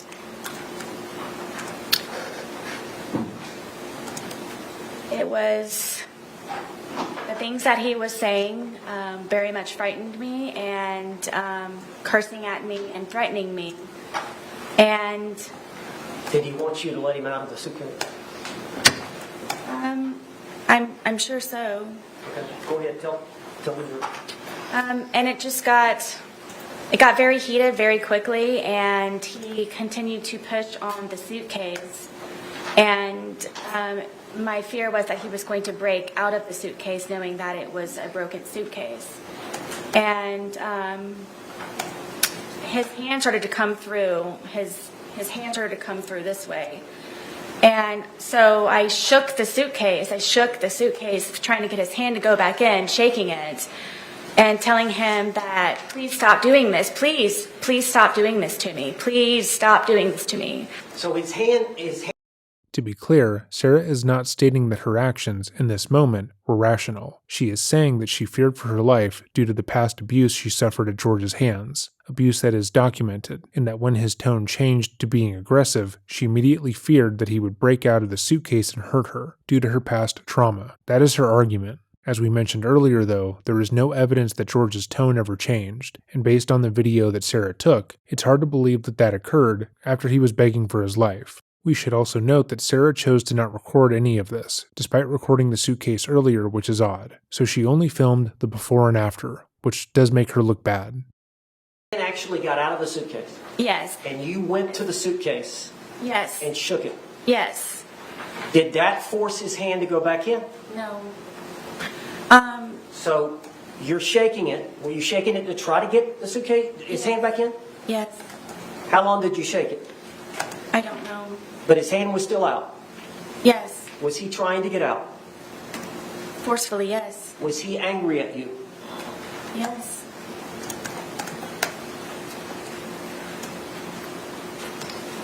Were you in fear? Always. If he would have gotten out of the suitcase, what would he have done to you? Like he used to tell me, he probably would have made me unrecognizable, or I would have lost my life. Did you Pausing to note that Sarah seems to be biting back a smile here, which doesn't seem appropriate due to what they are trying to put forth at this point in time. lose the grip on the suitcase? Yes. Where was the bat in relation to the suitcase? It was leaning up against the dining room table, right there. How far was the bat from the suitcase? 3 feet, 2 feet. Was his hand still out of the suitcase? Yes. And was he getting out of the suitcase? He very much was trying, yes. And so what did you do? For the split-second reaction that I had, I happened to see that, and I grabbed the baseball bat and was trying to poke his hand to go back in to please don't break through, please. So I hit his hand. Did you hit the outside part of his hand? Yes. We've seen the photographs of his left hand. Did you cause the bruising there? I'm guessing yes. Now, you've seen the bat. It's a youth bat. Yes, I bought it for my son. Is this the bat you used? Yes. And you said you poked him with it? Yes, I kind of pushed, like I held it with the skinny part here and then So the grip here, prodded at it, yes. you grabbed it with both hands here, Yes, and then the barrel of the bat, the big part of the bat is here. correct. And you thrusted it into the different areas of the suitcase? I started with his hand, and his hand, he was still trying to get out. He was still trying to do that. So I started to push on the suitcase around it, hoping to have his hand retract and go back inside.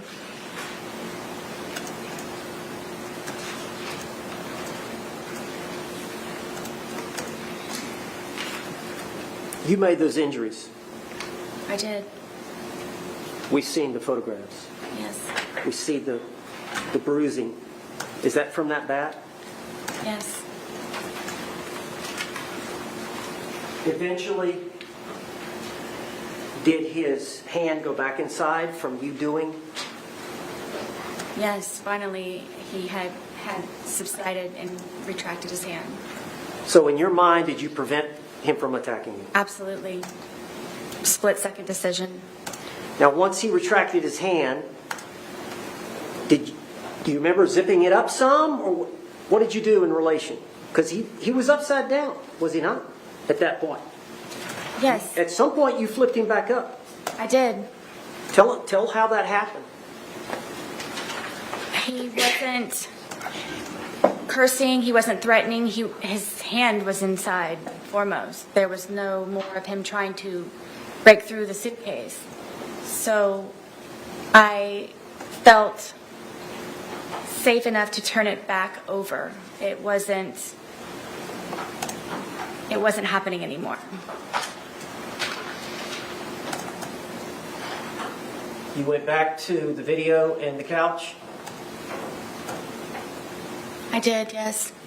and we saw the second video, Yes, the 22-second, and he's right side up again, yes, and you hear him say, "Sarah?" yes. Had you left enough room for him to get out? Zipper to zipper. Yes, that's how his hand was trying. That suitcase has two zippers, doesn't it? And they meet at various places along the line? Correct. How much room, when you flipped it over, how much room was between zipper to zipper? I don't know specifically. I mean, it was enough to where his hand was coming out. After you had hit him with the bat, was he not trying to get out anymore? No. Did you believe that he could breathe in there? Yes. Did you ever believe he could die in there? No. Were you trying to kill him? Never. Did you want to kill him? I did not.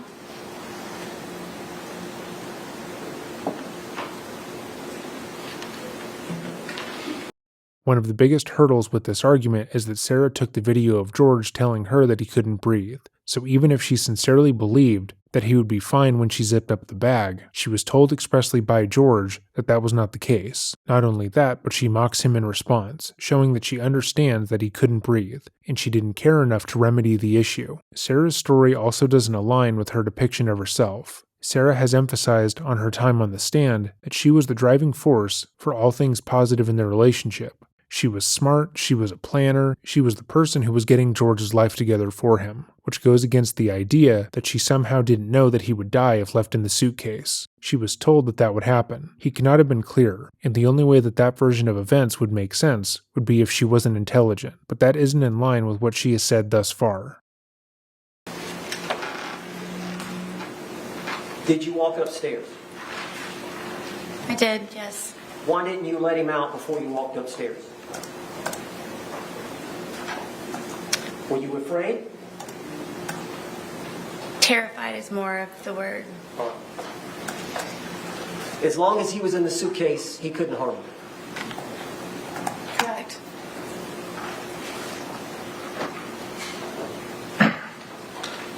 When he's...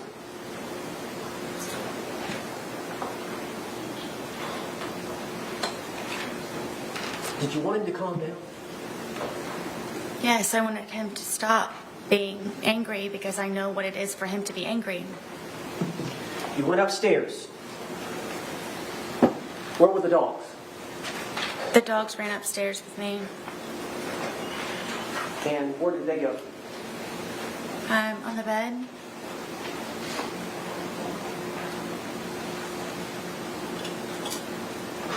Did you have the phone with you? Yes, I know at some point you called your husband Brian, did you not? I did. Do you recall how long that conversation was? Not very long. Can you recall what was said? I don't remember exactly. No, I don't.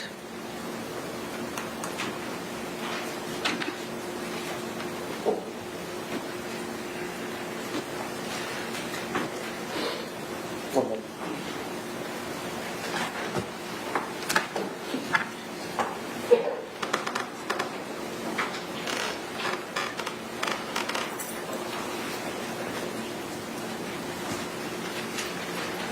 Miss Boone, Sarah Boone, you said that when he was in the suitcase, he was threatening her, threatening you.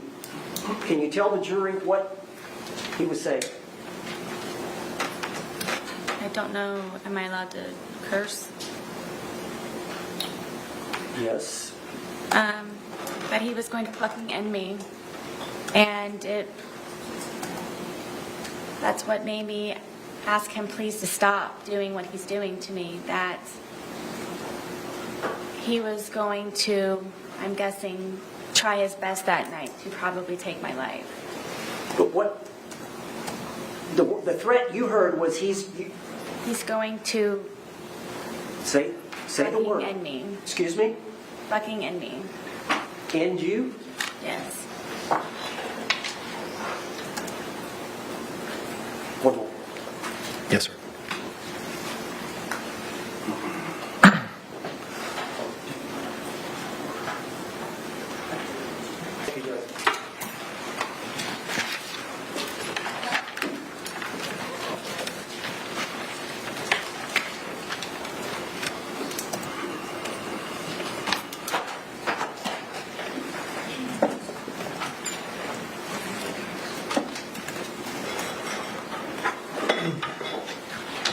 Miss Boone. So I think we left off. You had called your ex-husband. Yes. All right. After you called your ex-husband, what happened after that? I ended up falling asleep. Okay. Do you remember waking up the next morning? Yes. Did you sleep in? Not intentionally. Okay. But you didn't get up at 8 o'clock, did you? No. Did you wake up closer to noon? I believe so, yes. Did you check the time? No. Now, did you hear your phone ringing? Yes, my phone was ringing. And did you answer it right away? No.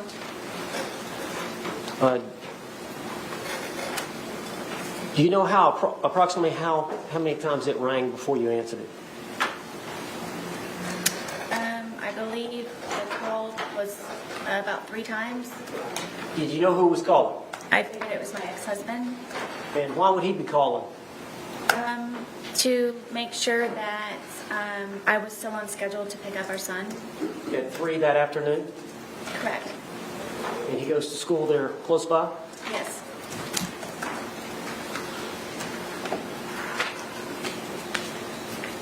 All right. When you woke up, did you stay in bed for a while? For a little while, yes. All right, tell the jury what happened when you got up. I knew it was my ex-husband calling repeatedly. I didn't answer right away because one of our problems is that he doesn't understand that I'm doing things around the apartment and looking for jobs and so on and so forth.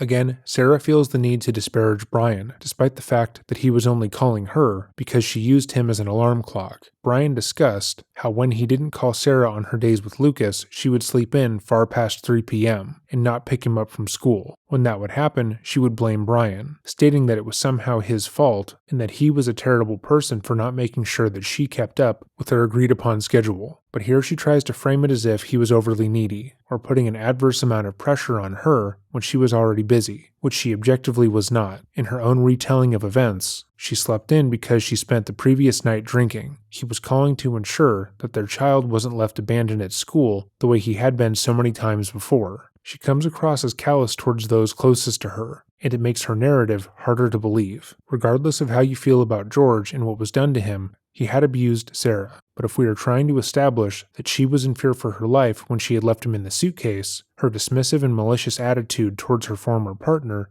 makes that a difficult road to follow. If we have to discuss the video evidence of her mocking George as being outside of her character, her continued attitude towards her former partners does little to bolster that argument. So I inevitably just let it ring, and I laid in the bed, and I figured that George was downstairs either drinking or looking for jobs, or may have just left. And so eventually I decided to get out of the bed and start moving to go downstairs. I was motivated enough to go downstairs, and when I went downstairs, it was very quiet. So I had the understanding, I believed that he had left. And Did you check to see if he was, where would he be looking for a job at? Usually on the couch, he would have my son's laptop, and he and I, which we would share. Y'all only have the son's laptop? Correct. And the TV was not working at this time? The TV was not there. Okay. So you thought he would be in the living room on the laptop? Yes. He was not there?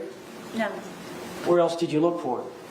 I looked on the back porch. I went through the front door to see if my car was there, thinking maybe he had taken my car. I checked the bathroom, and when I was checking the bathroom, I saw the suitcase, and I remembered about the night prior, and I unzipped the suitcase and... Let me stop you there.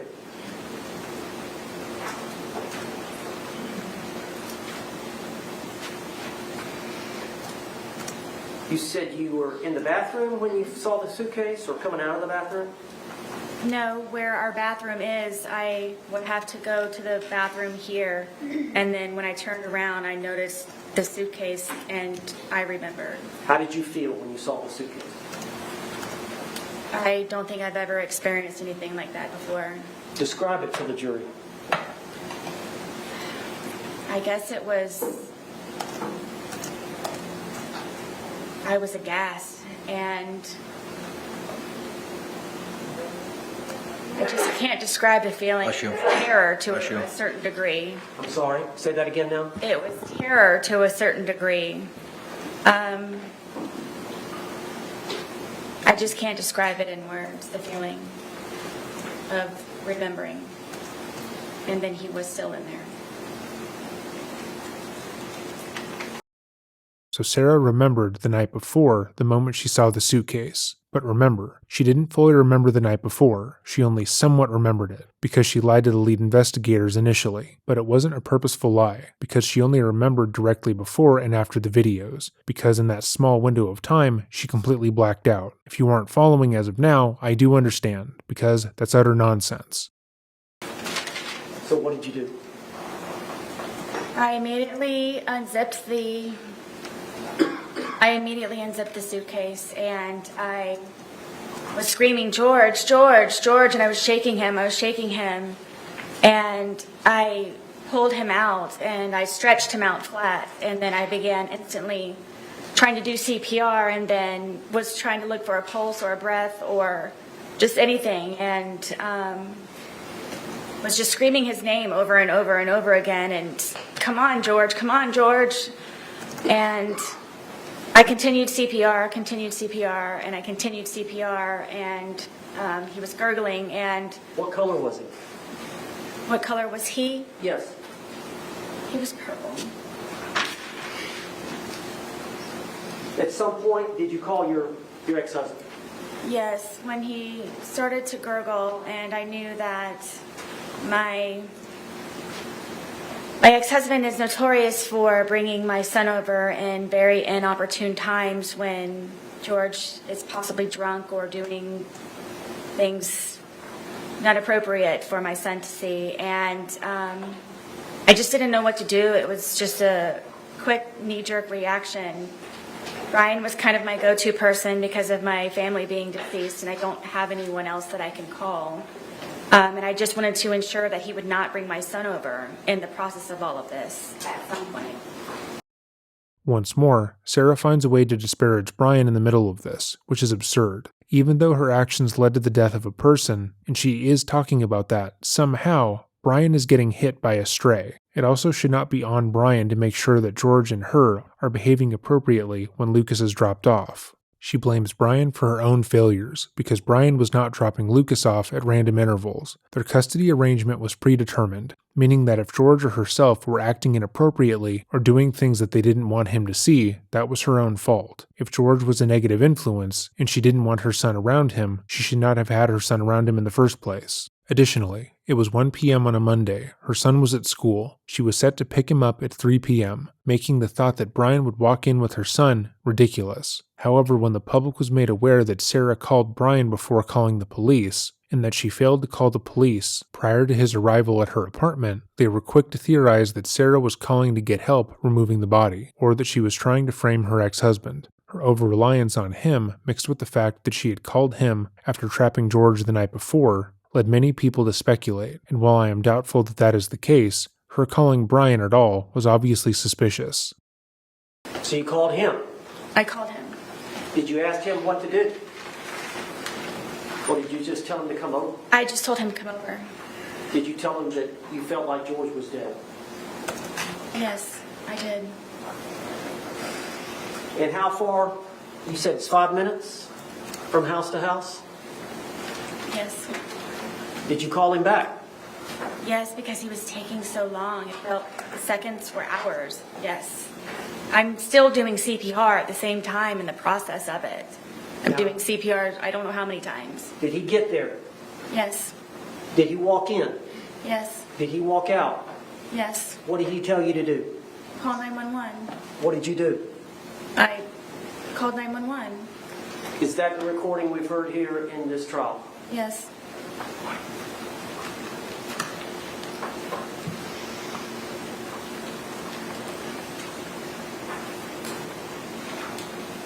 Did you love George? To this day. Why did you love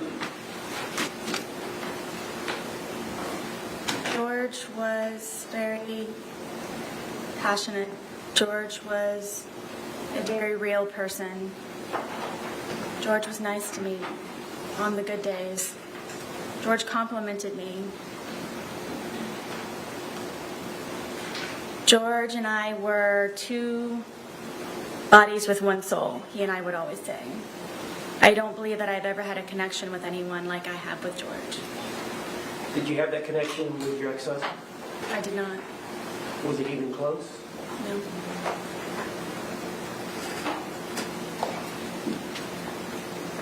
George has some good traits, doesn't he? Very much. Did George have some bad traits? He did. Did you drink too much? I did. Did George drink too much? Yes. Tell the jury about George's drinking.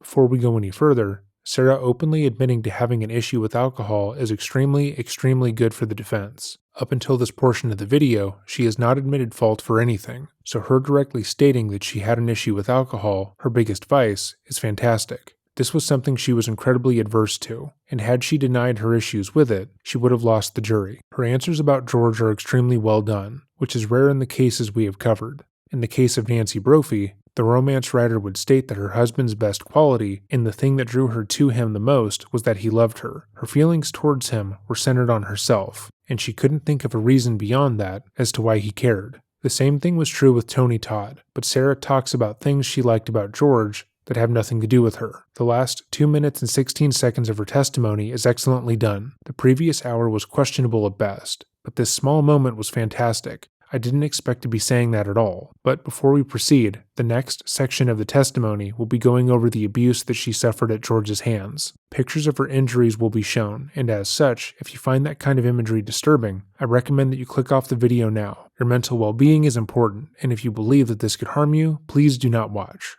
With all of that said, if you are still here with us, we shall continue. If George was able to, he would drink from sunup to sundown. And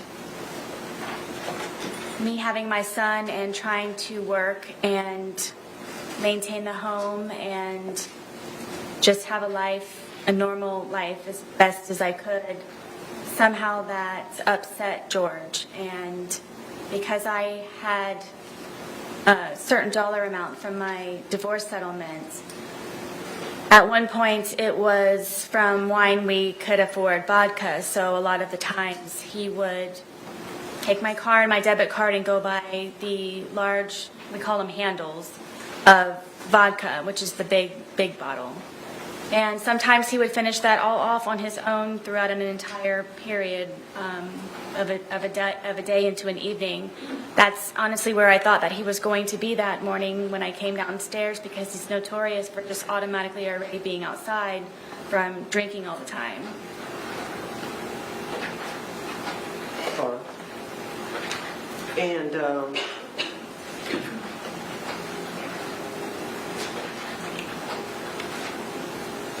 you said you have an alcohol problem. George has an alcohol problem. Yes.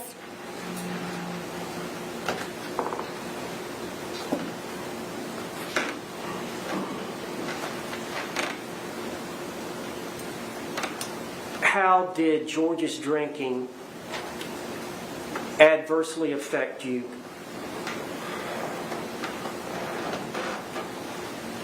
It would debilitate my ability to help him the way that I was always trying to help him, because it would be one good day, a day of survival, and then it would be another day where I'm having to peel him off of me and call 911.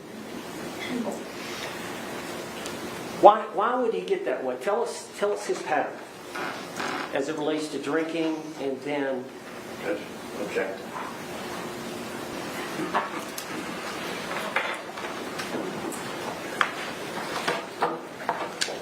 you were together 3.5 years. Yes. Is there times when he would get to a state of intoxication where he would get violent against you? Quite often. Judge, can I approach the witness? Yes, as long as you show it to the state first, please.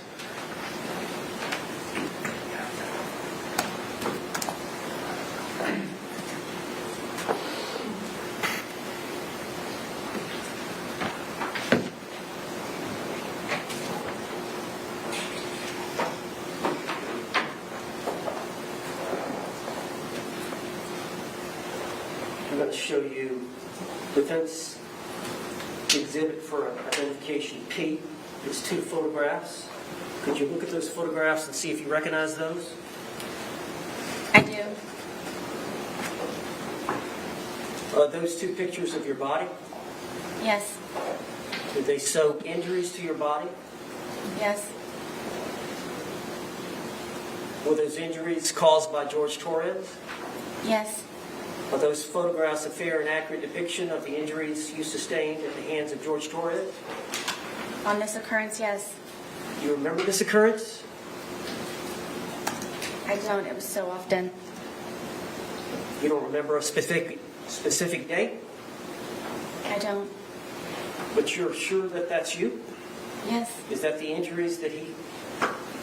What's the injury to the rib cage? I don't remember specifically. These may be the pictures. So, when we used to go over to his brother's house, one of his brothers and his... Objection. Non-responsive. Sustained. You don't have to answer the question. Oh. Just a minute. Do you know what happened to... Did George cause these injuries? Yes. All right. Were y'all both drinking at that time? I don't remember on this instance. Judge, I'd like to move this exhibit into evidence. Okay. What was pre-marked as P will be received into evidence without objection as Defense Exhibit 2.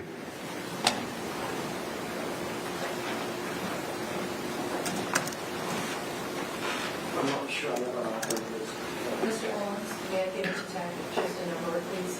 Thank you. Mr. J, would you be so kind? Thank you.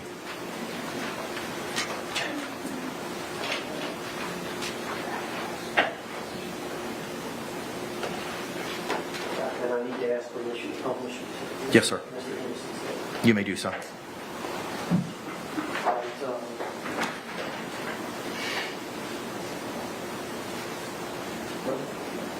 this is magnified, Judge. Looks like I think there's a wheel on the top where you can use to. There you go.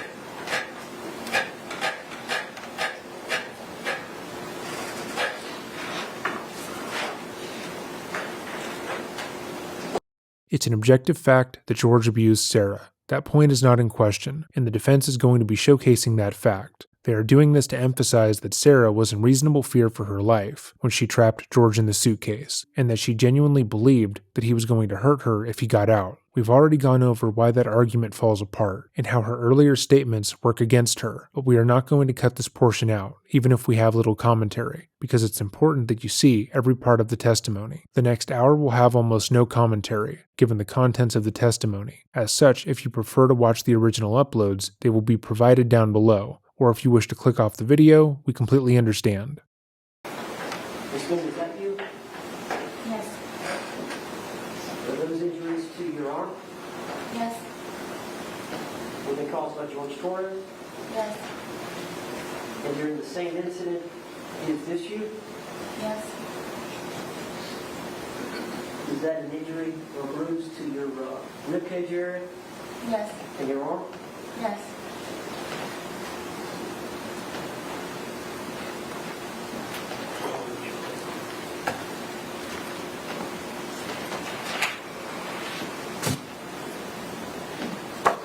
I'll show you identification, defense identification Q. See if you recognize that photograph. Yes. Is that your thigh? Yes. Okay. Do you remember this incident? Yes. Can you tell the jury what happened?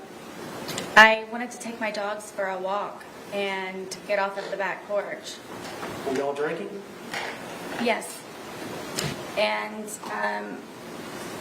he was upset that I would rather go walk my dogs than sit there and continue to drink. So he slapped my thigh as hard as he possibly could and said that you're not going anywhere. And it was a good smack on my thigh. Is that a fair and accurate depiction of the wound that you suffered as a result of George Torres slapping you on the thigh? Yes. Judge, I'd like to offer Q in evidence. No objection. What was pre-marked as Q will be received into evidence without objection as defense 3.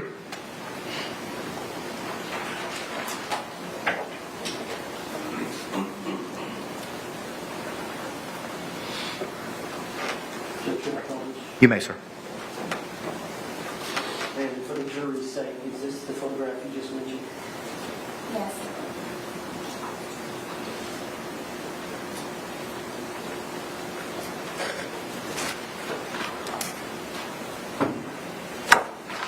I'm going to show you identification, defense identification S.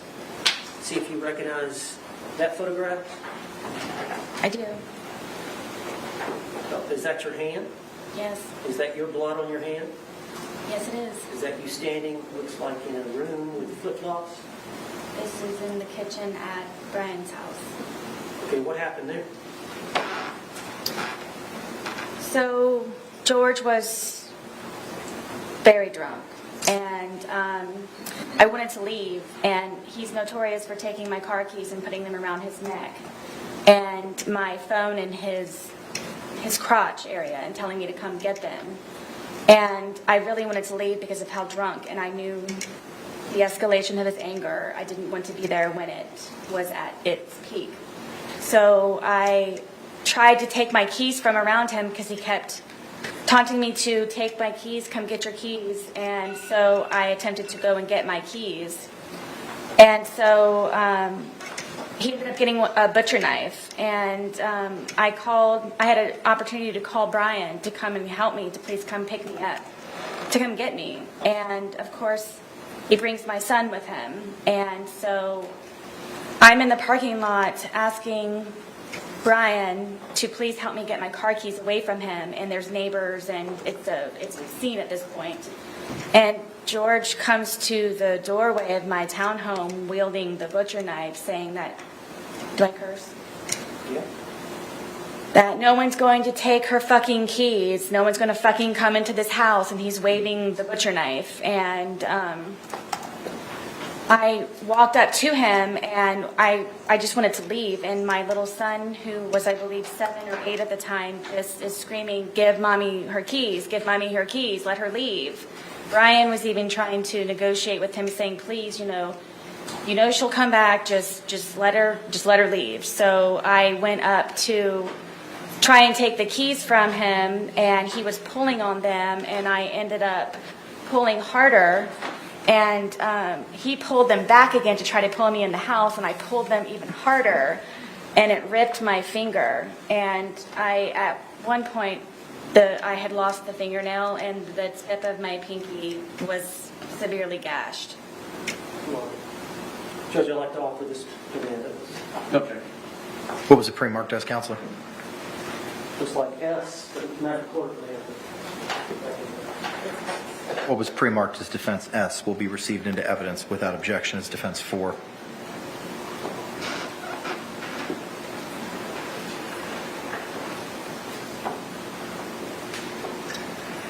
Ms. Boone, for the jury's sake, is this the picture you're referring to? Is that the nail? Was it on? Still on?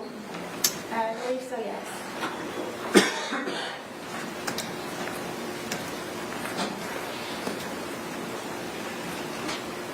Now I'm showing you a composite identification L, 2 photographs. Can you look at those photographs and tell the jury what they are? I wanted to eat, and while he was drinking, went and made myself, as quickly as I possibly could, a microwave bowl of, I believe it was broccoli and cheddar soup, and I didn't get it out enough time, and he came up behind me and he slapped it out of my hand, and it was a 2nd-degree burn. I went to the hospital for it. Are those fair and accurate depictions of the injury of the burn to your thigh? Yes. We'd like to offer identification L into evidence. No objection. What was pre-marked as L will be received into evidence without objection as defense 5.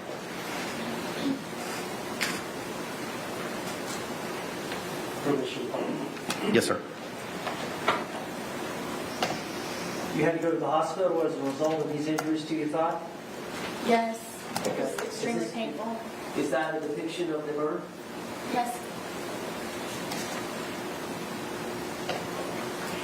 Is that your thigh? It's my thigh, yes. And your knee? Yes.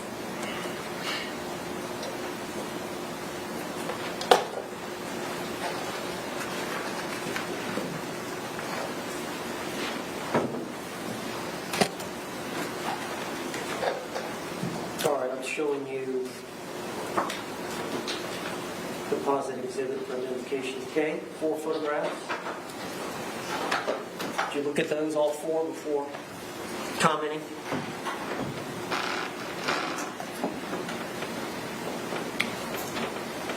This is a longer story, isn't it?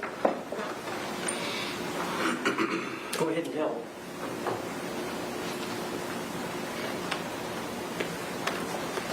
So,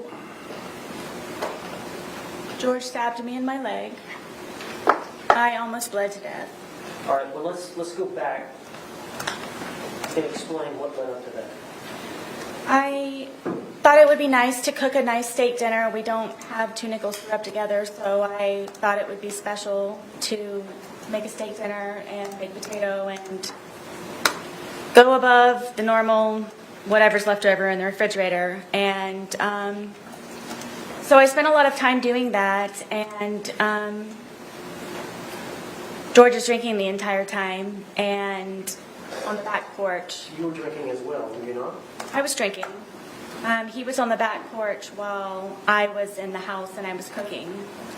And it was one of those where maybe if I start making dinner now, it will be over at a particular time and we can go to bed at a reasonable time. And I even put it in the bedroom and had a movie set up for us to watch. So it would just kind of be dinner in bed. And then he came upstairs and saw that I had made the steak dinner, and I don't know how to describe how drunk he was, but it definitely was not George. And had him come lay on the bed, sit on the bed, and put the I got the dogs out, and I presented him with the steak dinner and sat down and was getting ready to start playing the movie, and he starts being very rude and cursing the steak and finding fault with it. And then I'm having to encourage him to eat. If you want me to cut it up for you, I will cut it up for you. Did you want some more sour cream for your potato? What can I do to make you happier? And then he started to pull on me and kept saying that I just want to fuck you on the steak and fuck you on the potatoes. And I took offense to that, and I kept trying to encourage him to eat. I started to eat. Was this just him really drunk and saying nonsense? I don't know why he was so angry that day. I don't know if it's because I got steak. I don't know. Most of the time I don't know the reason why. I couldn't take it anymore. Obviously, I was not going to be able to eat, so I started to crawl off of the bed to leave, just the bedroom.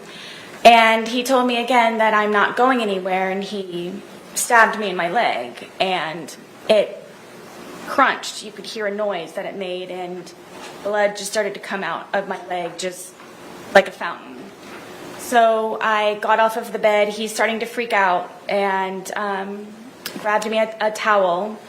I got a wet towel, and I'm sitting here holding the towel, and it's increasingly becoming even more and more saturated by the minute. It's just minutes. So I'm going through towels and towels, and I said, George, I think I need to go to the hospital. This is not stopping to bleed.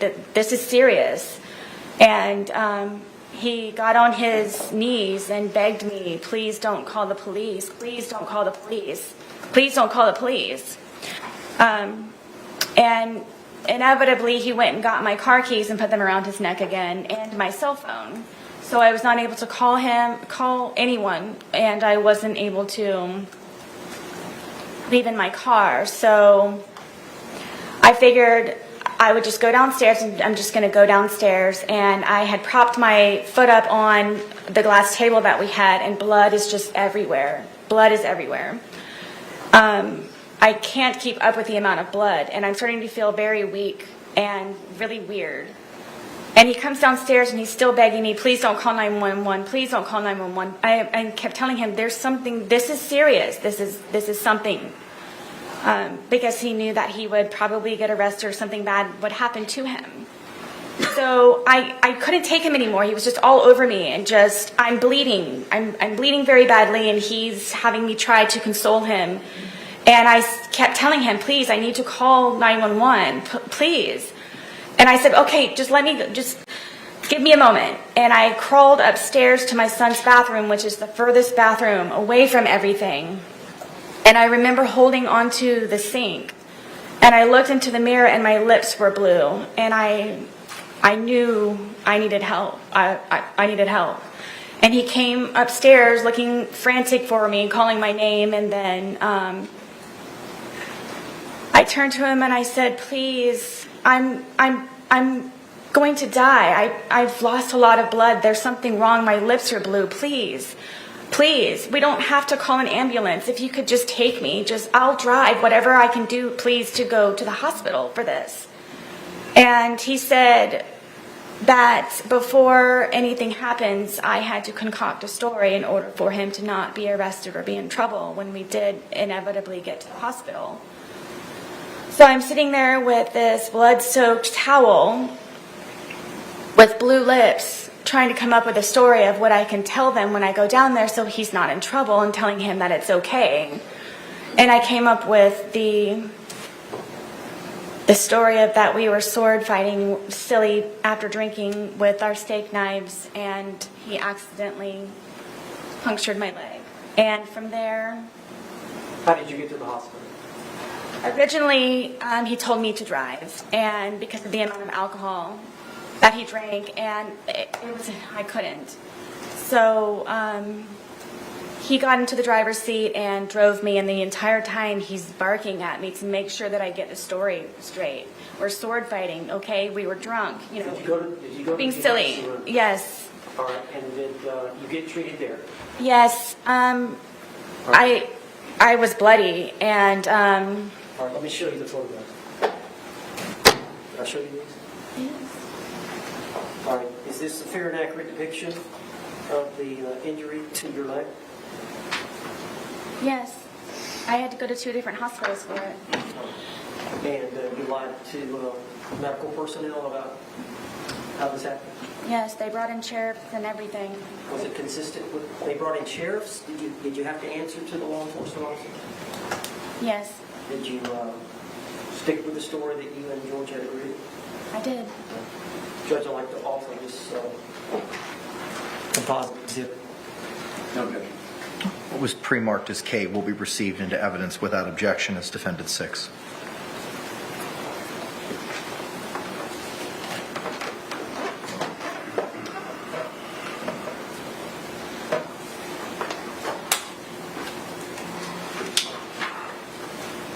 You may publish, sir. Thank you.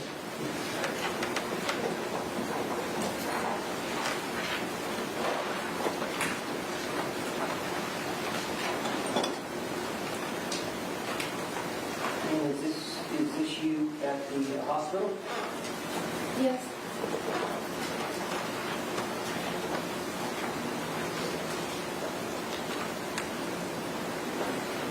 Is this the stab wound to your leg? Yes. Never. Is this a close-up of the stab wound? Yes. And was that, did you hurt your foot? No, due to the injury, I had other problems with the surgery. Okay. But you eventually recovered? Eventually, yes. Do you have a scar to that effect? I do. Joe, can you step down and show the video? Mr. J? Okay. You may. There's a lock, sir. Out. All right, I don't know how best to see this, Judge, because we've got this bar. They can probably see it from there. Is this the injury here? Looks like there's an indention.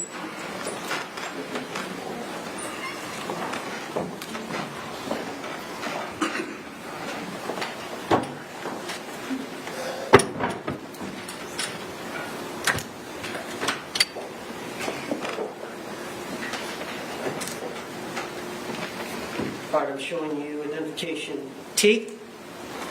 You recognize that photograph? I do. Yes. All right. Looks like you've got an injury to your lip and to your face. Do you recall this event? I was trying to sleep, and Have y'all been drinking? I'm not sure. I know that he had been drinking. This was one of the instances where I would go upstairs to try to go to sleep. And But y'all drank together a lot, did you not? sometimes, yes. But there were times where he wanted to stay up and continue to drink and you wanted to go to bed. Many times, yes. You were done, he was not. Correct. Was that one of these times? Yes. So tell us what happened. I'm sleeping in the bed, sound asleep, and he comes into the room and grabs me by my hair a lot of the times, and from here he scratched me from trying to grab me, and then grabbed my hair and pulled me off of the bed, and then raked my face across the carpet. These are carpet burns. To your lips? Yes. What about to the, looks like the eyebrow area? That's from where from grabbing me, scratched me, and got a hold of me by my hair. Why was he mad at you? Because I wasn't downstairs with him He wanted you to be drinking with him? all the time. All right, I'd like to introduce identification T and evidence. What was pre-marked as T will be received into evidence without objection. It's Defense Exhibit 7.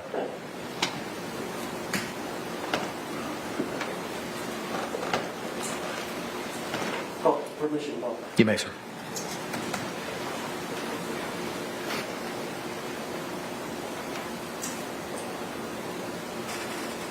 All right, you see the injury between the eyes and the injury to the lip, Yes. as you described? Yes, and then the blood going down my eye, yes.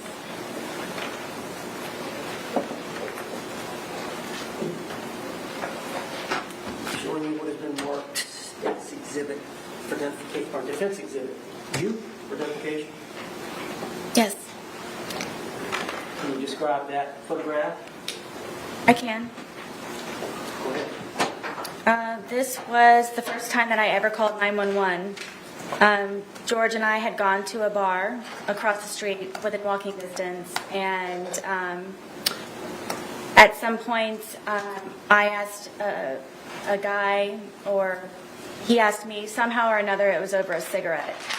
And he left, and I didn't know where he went, and the bartender said, oh, he left. He took your car and he left. So, Why would he do that? well, I found out when I got home it was because I spoke to another man. And so I paid the tab and I walked home, and he's sitting on the back porch with the handle of vodka, and I was walking on eggshells and terrified and kind of treaded lightly when I came in, and he acted all natural and fine. So I didn't know the reason why that he had just gotten up and left with my car. So then he calls me a whore, and then he calls me a slut, and then he calls me a cunt, and gets up and pushes me. And he pushed me with both of his hands so hard that we have this little area where our washer and dryer is, and there are metal doors that are on it. And he pushed me into the metal door. And then I fell back, and he got his knees on top of me, on my arms here, so I was pinned down. and was starting to strangle me and hit my head up against the metal closet over and over and over and over and over it again, and calling me a fucking whore and you're such a slut and fuck you and everything. And my tongue was flopping out of my mouth, and I thought I was going to bite my tongue off, and because of the amount of noise I guess my head was making on the metal door, he slid me down and got back on me and then started to strangle me again. And it was on, we have carpet, but it's like concrete, and I was able to get my arms out from underneath and grab his throat and get him off of me. So I got him off of me, and I pushed him off, and he came up and he goes, "You fucking bitch," and he stomped my face. And the next thing I know, I woke up. I obviously blacked out. I'm obviously, I guess, yes. And he was passed out on the floor, and I woke up frantic looking for my phone, and I immediately called 911. Okay. The police arrived on that incident? Yes, they did. Is this a fair and accurate depiction of the injury you sustained as a result of him kicking you? Stomping, yes. It was a stomp? Stomp. With his All I heel? saw was his heel. We'd ask that this be identification you be admitted today. What was pre-marked as you will be received without objection is defense 8.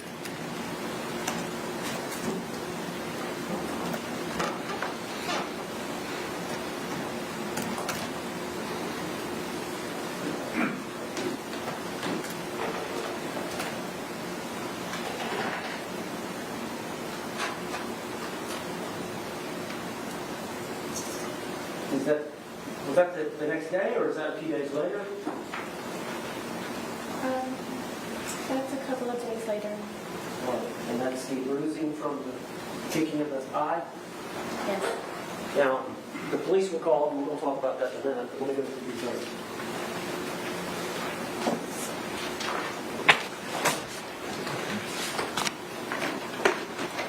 Showing you identification V, defense. Do you recognize that? You have to speak it. Yes. Can you identify that picture? Yes. Is that your leg? Yes. And was it like the injury to your knee? Yes. Is that a fair and accurate depiction of the injury you sustained to your knee? Yes. Do you remember how that happened? Yes. Did you tell the jury? I was trying to get off of the back porch, and he grabbed me and pushed me, and it was a rock or a really sharp piece of mold from him grabbing me and pushing me onto the ground, and I guess I just happened to hit my knee just right on whatever it was. Were y'all drinking? Yes. Why did he push you? Because I wanted to get off of the back porch. And he wanted to stay out there? Yes. He wanted you to be with him? What's the deal with him wanting to be with you all the time? Insecurity, I guess. I don't know. Did you do your best to please him? And then some, yes. All right, I'd like to introduce an evidence identification. Okay. What was pre-marked as V will be received into evidence without objection is defense 9. Now, Ms. Boone, were you treated for this, or did you self-treat?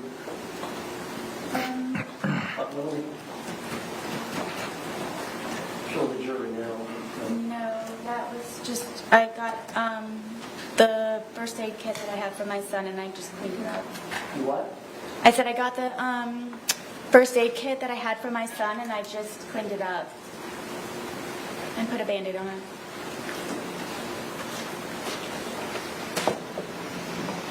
Bart, I'm showing you identification W. Defense identification. You recognize that photograph? Yes.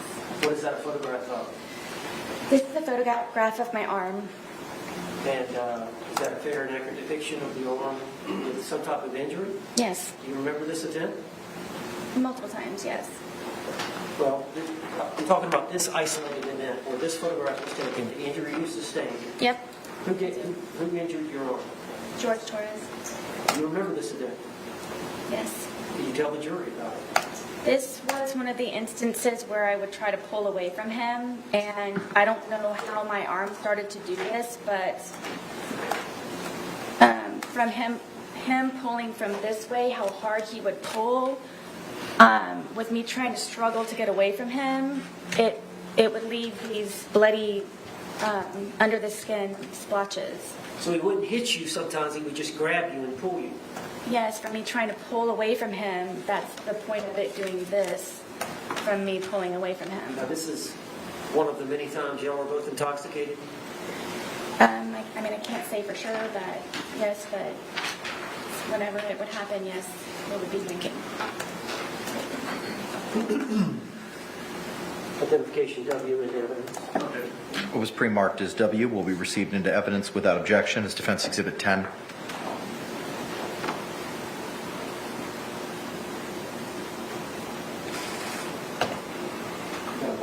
You may, sir. All right, it doesn't look like a wound or anything. Objection to commentary.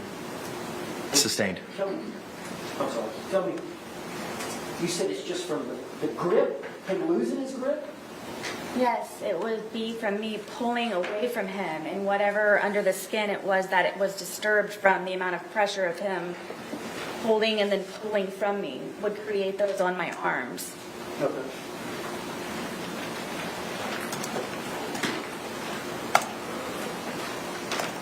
I'm going to show you Defense Exhibit X for identification. Yes. And what is that a picture of? This is a picture of my ear, side of my head. Is that a fair and accurate depiction Yes. of the injury you sustained by George Torres? Yes. Do you remember this event? Yes. Were you drinking? I at the time was not very young. On this event, you had not consumed any alcohol. I mean, I may have earlier. This was another, I was in the bed trying to sleep. Where was George? Downstairs drinking. All right, and so you were wanting to go to bed, and he wanted you to stay down there with him? Yes, I was in the bed. All right, tell the jury what happened on this event. I believe this was the instant where I was in the bed and I used to barricade the door with our dresser. Why didn't you just lock it? All of the locks were broken in my home.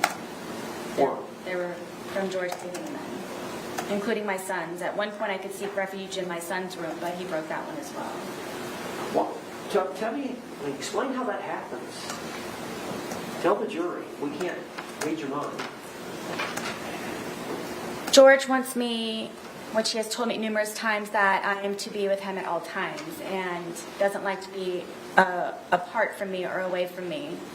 So whenever it was even just to go to the bathroom sometimes, he would go with me. And you have to understand, I have a 2-story, 900 square foot townhome, so there's not many places to go. So it just happened to be that it would be upstairs or downstairs, or I'd be in a particular room or not. So inevitably. Did you want some time away? Yes, I did. Even if it were just him upstairs or me downstairs or vice versa. So I rarely got to sleep. This was one of the instances because I had barricaded the door with our, 200-pound dresser that we had. And then I had my nightstand barricaded up against the bed, to where it was even more difficult from the prior times of him breaking in. And he would, I don't know how he would ever do it, but he would get himself in through the crack of the door that he would be able to wedge the dresser in the nightstand. And he pulled me out of the bed and told me I was going to die. And I believe it's this incident, and punched me, and Punched you in the side of the head? yes, in Was my it- temple and everything. Was it an open fist or a closed fist, or do you know? It was fully closed.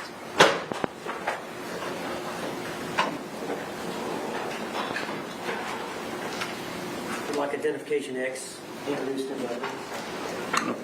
What was pre-marked as X will be received without objection as Defense Exhibit 11.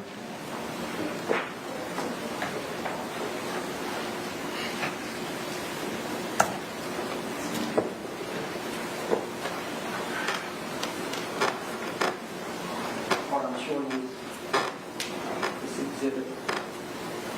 That's you? Yeah.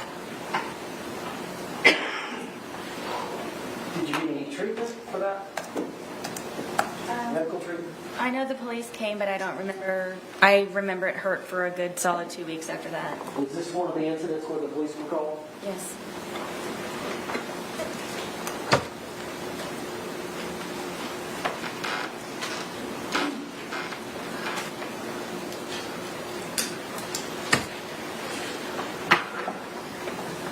Now, do you recognize this photograph, which is identification Y?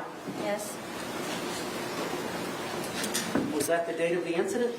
The date of this event? No, it happened prior. I mean, but this picture that was taken of the. This picture was taken, would have been taken February 24th of 2020? Yes. And do you recognize that as your close-up facial shot? Yes. Is that a fair and accurate depiction of how your face looked on February 23rd of 2020? Yes. What's the significance of this picture?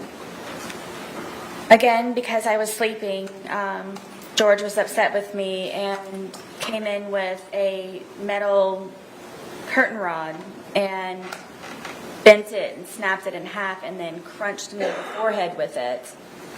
And it started to beat the furniture that was in the bedroom. This is probably a good month before or after it had happened, before I really do believe that I should have gotten stitches, but I was not allowed to go to the hospital.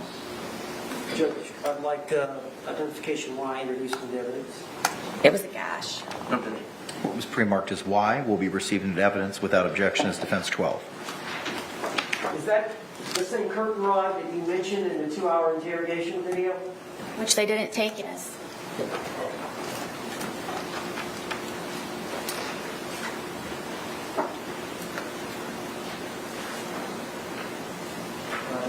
This was photographs that were taken, I guess it would have been the crime scene? Was it the crime scene investigator that came out and took photographs? I don't remember who it was, but yes, someone did on the day of the incident. Was it different from the extraction, the phone extraction expert? Was it somebody different? I think. But this isn't this Boone right here? Yes. And remember, that's a month later. And then on that same date, they took, same time, they took this photograph as well, which is identification R. Yes. All right, and what does that do? I believe it's from holding the baseball bat, and Is that an injury to your hand? it's a bruise. Was that taken February 23rd, 2020, when the investigators came out on February 24th, I believe. February 24th? Okay. I'd like to introduce identification on to that evidence.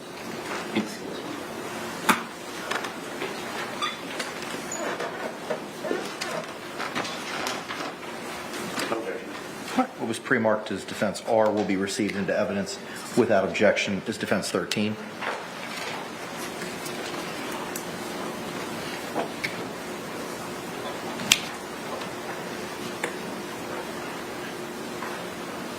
Judge, you can publish. Yes, sir.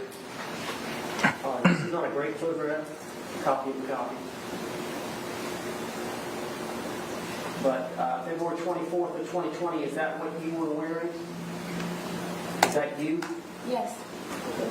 And there's some discoloration up here of your palm. You see that? I do. Is that from you jabbing him with a baseball bat? Sustained. Do you know how you suffered that injury? I believe it's from holding the baseball bat. When you poked him with it? Yes, trying to get his hand back in.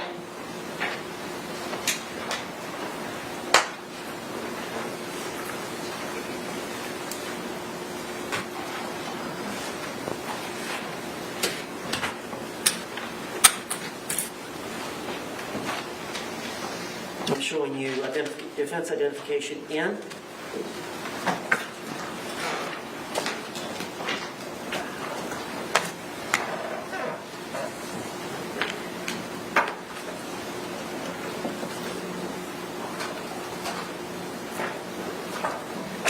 Just like 5 photographs. Can you look at those? See if you recognize them.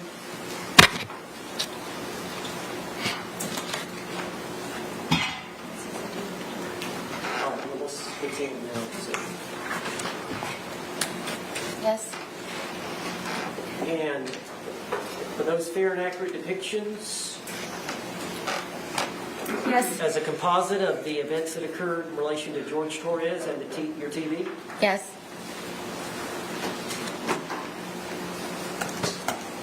Yes. All right, are those stills of a videotape that you took? Yes. And is that videotape, was it on your phone? Yes. So when law enforcement seized the phone, they would have had access to this video? I believe so, yes. And tell me about it.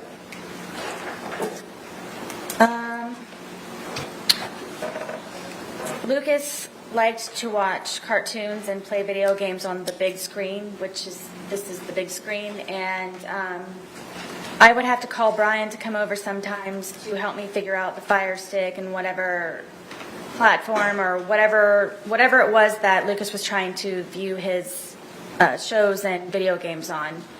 And I don't remember how George found out that Brian had come over. I believe because it was actually fixed and he knew that I didn't know how to do it.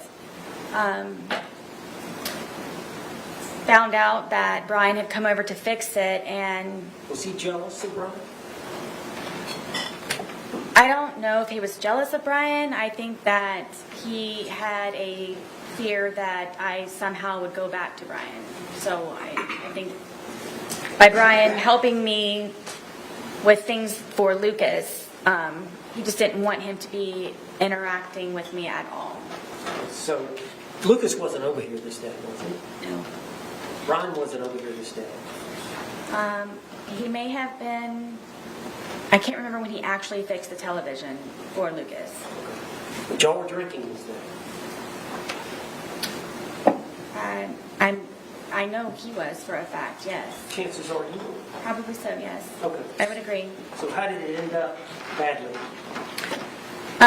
He accused me of sucking Brian's dick and told me that he was going to break my face with the bat and that he was going to make me unrecognizable to my son with the bat. And then told me that he's going to destroy my fucking television, and then I was going to remove it from the apartment. And if I didn't, I was going to be, again, unrecognizable to my son. So did he grab the bat? Absolutely. He already had that in his hand, and he told me that I had to videotape it. Did you videotape it voluntarily? No. All right, but there is a video, but I'm going to go ahead and ask Judge if I could introduce this identification O, these 5 photographs, into evidence. Objection. Is it O or N? I have O being a composite with 5 photos, and not having a single photo. We're moving in O. Okay. All right. What was pre-marked as O will be received into evidence without objection as defense 14.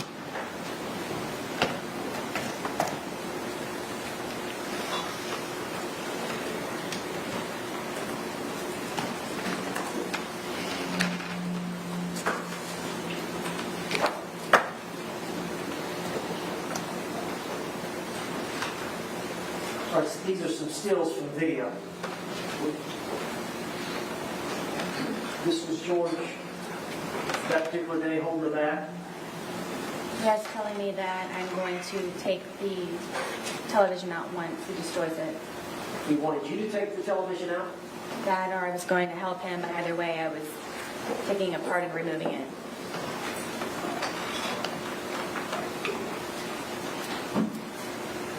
And what is this picture of? In the process of him destroying my television. While you're videotaping? Correct.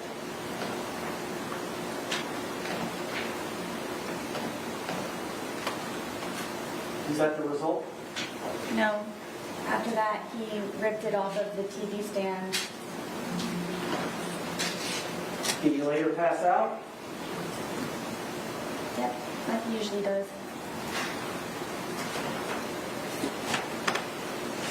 What's he drinking then? I don't know. Vodka and something, I'm sure.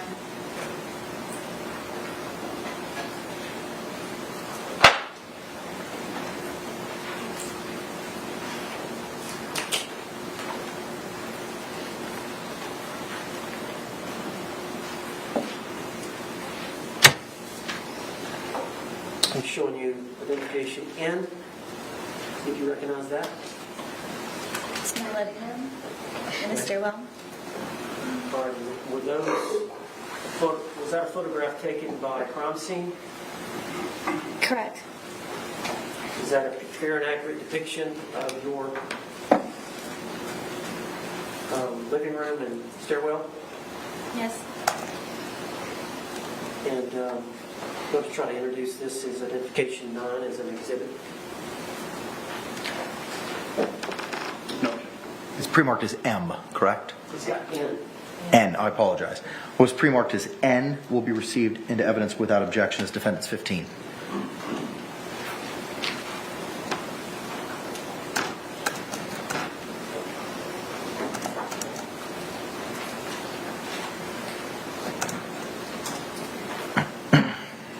Can you tell us a little bit about this room? This is my living room. This wall that we have over here with the hearts, that's where we would display all of our artwork. We were in the process of taking it down to add more,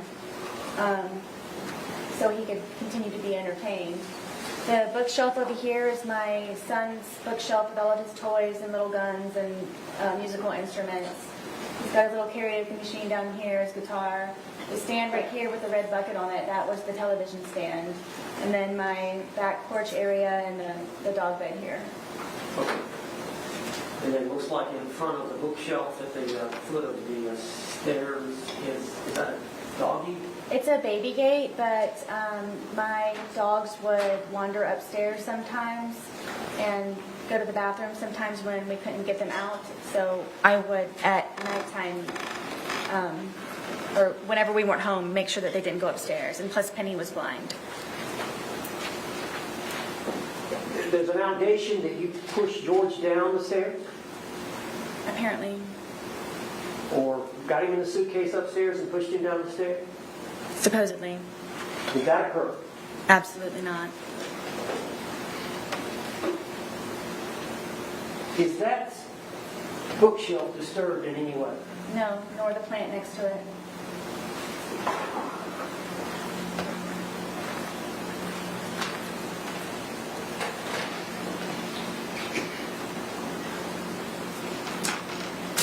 I'm showing you composite, 2 photographs, identification M. Did you look at those 2 and see if you recognize them? Yes, this is me sitting on the back porch with my dogs. And as you can see that we are both drinking. All right, who's taking the picture? I'm guessing George's, or maybe it's one that Lucas, no, Lucas wasn't over here, so it had to be George. How can you tell y'all are drinking? Because there's a cup here and then he has a beer. All right. And there's 2 dogs. There's one sitting next to you. Who's that? That's Penny. She's the blind dog. I used to have to pick her up to put her somewhere so she would stay there because she was unfamiliar with the area, especially since we moved from my marital home to the townhome. So most of the time Penny would be close or next to me. Who's next to the film? This is little guard dog Tess. She was the deaf dog. And This is the fence here. Well, I'll show them. Okay, but this is Tess, and then this is deaf, blind. Penny and Tess. All right, and then the second one. This is Tess on the back porch, taking a nap. She was never far from me.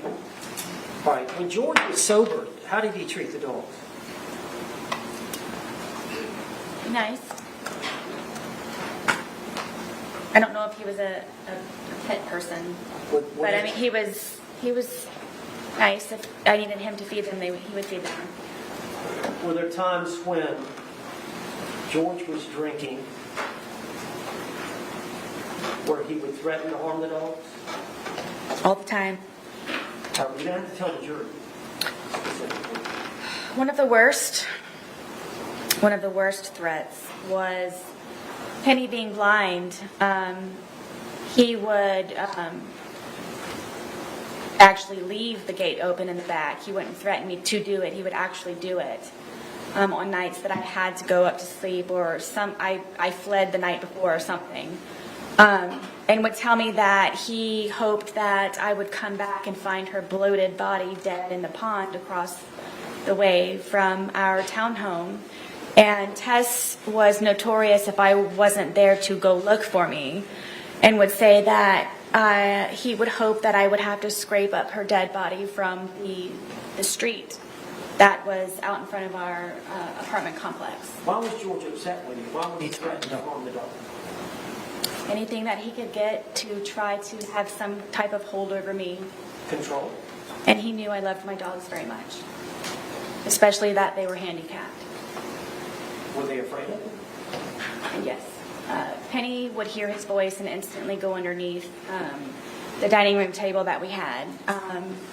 Tess was always fractious and very, very quick with his movements, but she was never far away. They never showed their teeth. They never growled. Tess would occasionally bark, but it was very rare. And he used to kick them and just... For what reason would he kick them? Penny would try to find me because she's blind. Speculating in the mind of the dog. Sustained. I'd like to move identification M and the evidence. Any objection? Was pre-marked as M will be received into evidence without objection as defense 16.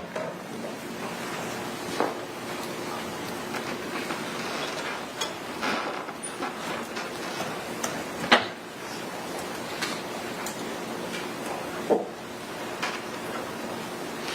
right. Can you describe this for the jury? This is again is our back porch, and this is the fence that I made for the dogs to have a little bit extra space. Penny is next to me. She's the blind dog, and then Tess is down here guarding the gate. Are these fake rabbits? Is that Yes. in here? I used to call my son when he was a baby. He was my bunny rabbit. Overruled. He was my bunny rabbit, so I used to collect bunny rabbits, and so I have rabbits here and there throughout my house and in my little garden area. All right, this is the alcohol you are consuming? Yes. And this is a close-up of which woman? This is Tess. She's the deaf dog. How old were these dogs at that time, 2020? Gosh, maybe 9, maybe 10.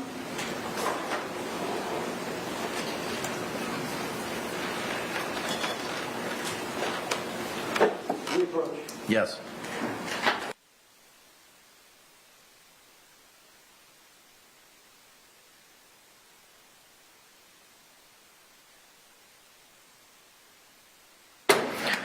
All right, members of the jury, again, if you could just raise your hands to confirm that you complied with the court's instructions during the last break.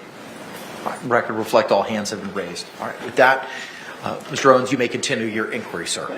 Just based on the court statements, identification A, I'd like to, this is one of the photographs that we introduced. Is this injury to your ear? Yes.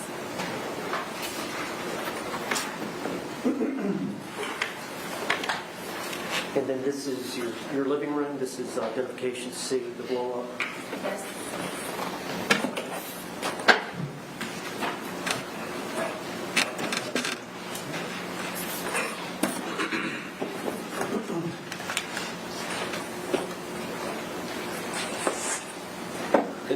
D. TV.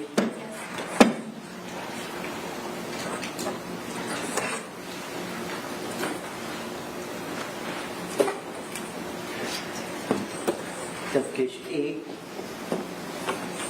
Is that your arm? Yes.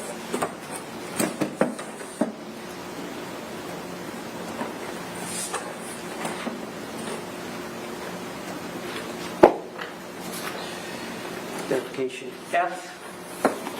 Is that your knife wound?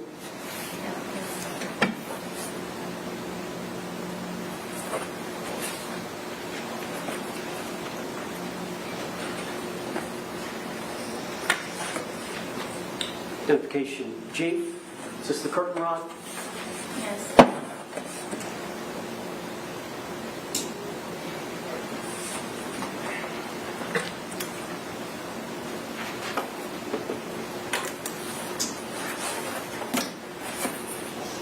Identification H. This is the eye.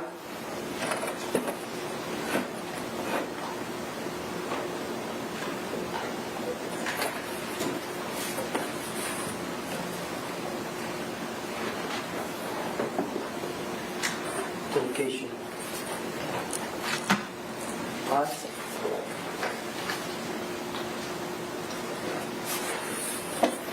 See your face shot Yes. with the lip and the eyebrow.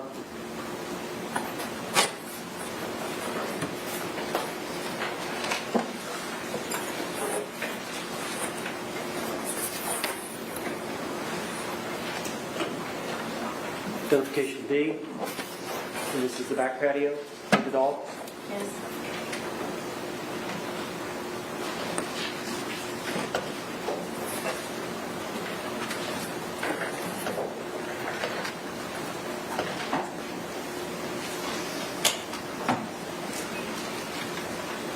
Camel bounce a little bit.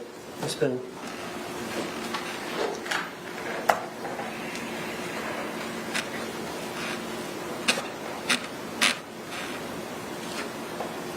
Let me go back to the night earlier in the evening when I think y'all may have been out on the back patio and you had suggested to George to call the children, but then I think, did he call his brother or his brother called George? Do you remember? George called his brother. Okay. And you made a statement about tell him something. Explain that to the jury. I told him to tell his brother about you choking me the other day. This is a separate choking incident. We had been drinking, and I wanted George to tell him, but he didn't tell him, so I said it in the background, so he would be aware. What did you tell him? Tell him why you choked me, or that you choked me. Okay. Now,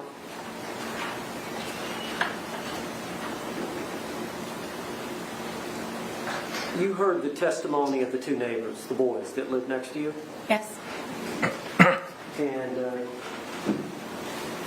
you heard that they were actually questioned. I think the audio, they were audio interviewed. You heard from Detective Copsell. I think it was a couple of days later on the 25th of February or 27th of February. Yes. And you heard their testimony earlier this week, Yes. where they hear a kind of a thumping sound starting at the top of the steps, ending at the bottom. Yes. Have they got the night wrong? Yes. Explain to the jury that. So it was the night before. Again, I was sleeping, and in the middle of the night with the door barricaded, he came in and ripped me out of the bed. And first got me with one hand and then both got both hands and pulled me completely off of the bed, and then like a caveman had my hair like this and was going down the stairwell, taking me with him to come downstairs so I could sit and drink with him. Do you believe that's the noise that the two neighbor boys heard? I absolutely do. And it was just the night before? Correct.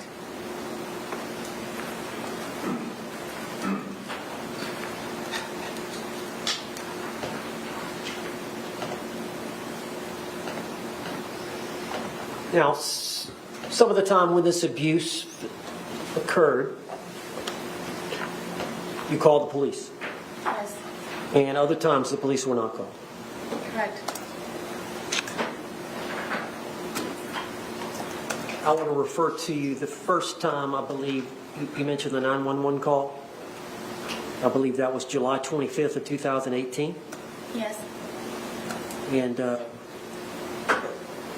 that was the incident in which Georgia kicked you in the eye. Stomped me, yes. Stomped you in the eye. And you had grabbed his neck. Yes, I was able to get my arms out from him pinning me down with his knees and grab his neck. So law enforcement came and investigated, Yes. and both of you were arrested. Correct.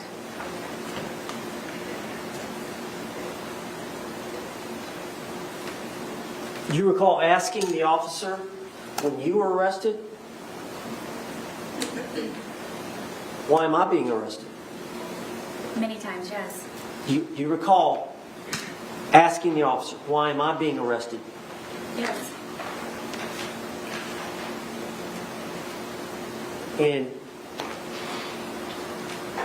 do you recall making any other statements to law enforcement as to why you did what you did to George?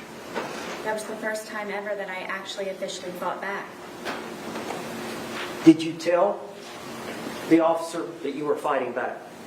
Yes, because I was in complete shock that I was getting arrested because of it.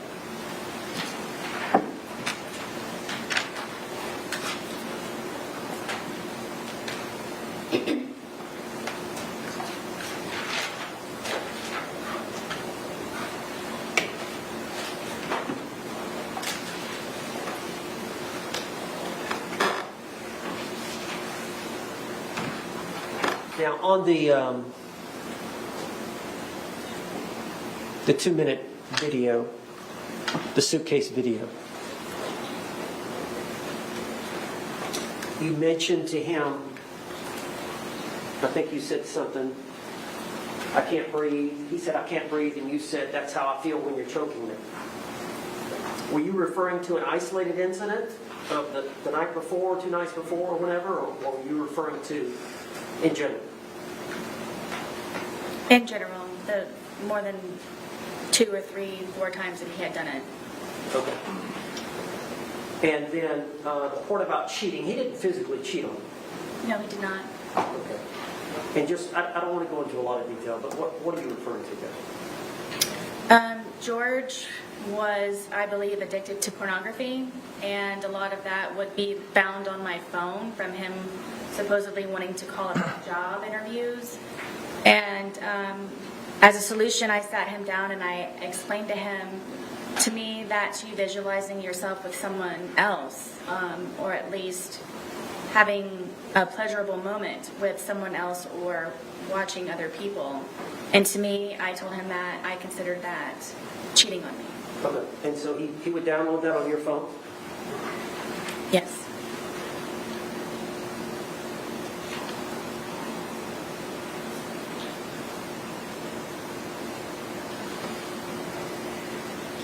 Why did you stay with him?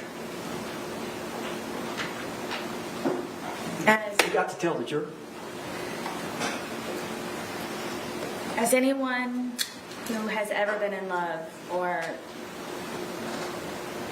when you love someone, or primarily someone or something, you go above and beyond, and you tolerate, and you endure, and you persevere, and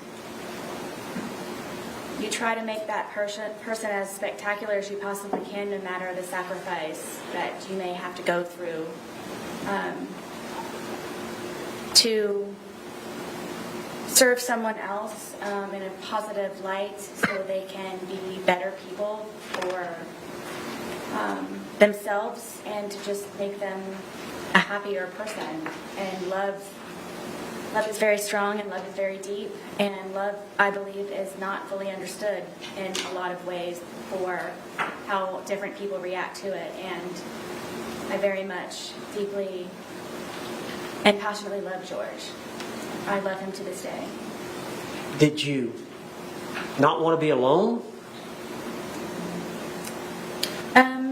Beginning through my divorce, it was very nice to have him around, and he was a man to me, and I felt protected, and he's very nice, and as lame as it sounds, he used to compliment me, and it makes Sarah isn't wrong in her statement here, and we've repeatedly discussed how and why abused partners stay in abusive relationships. While it's easy to say that they should have just left, that they need to take personal responsibility, and the plethora of other comments we get on videos discussing this topic, it's exceedingly hard to do so. By the time the abuse turns physical, the abused party is often made to feel as if it's their fault, that they were only hurt because of their own actions, and that leaving would mean being alone forever. Abusers tend to shower their victim with care and affection afterwards in a bid to re-establish the relationship and ensure that they aren't left. Even if the abused party can wrap their head around leaving, doing so is incredibly dangerous, usually even more dangerous than staying. Studies have shown that the first 2 years after leaving an abuser are the most lethal, with many abusers escalating their aggression because their victim is no longer seen as their possession. One of the other reasons we refrained from commenting in the past portion of the footage is because Sarah and her team deserve to make these points. It bolsters their argument, but it's also factual that she was abused. While she is responsible for George's death and deserves to be in prison for that, she was also brutalized by him, and that doesn't become untrue simply because she behaved erratically for the past 4 years.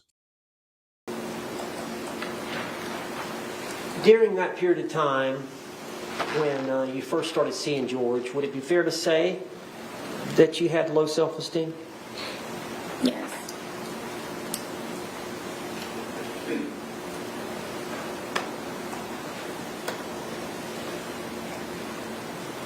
Now, we talked about this previous arrest where you told the officer you were fighting back and you got arrested.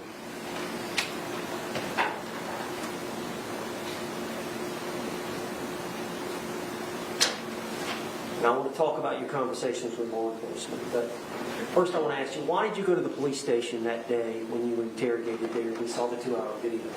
Tell the jury.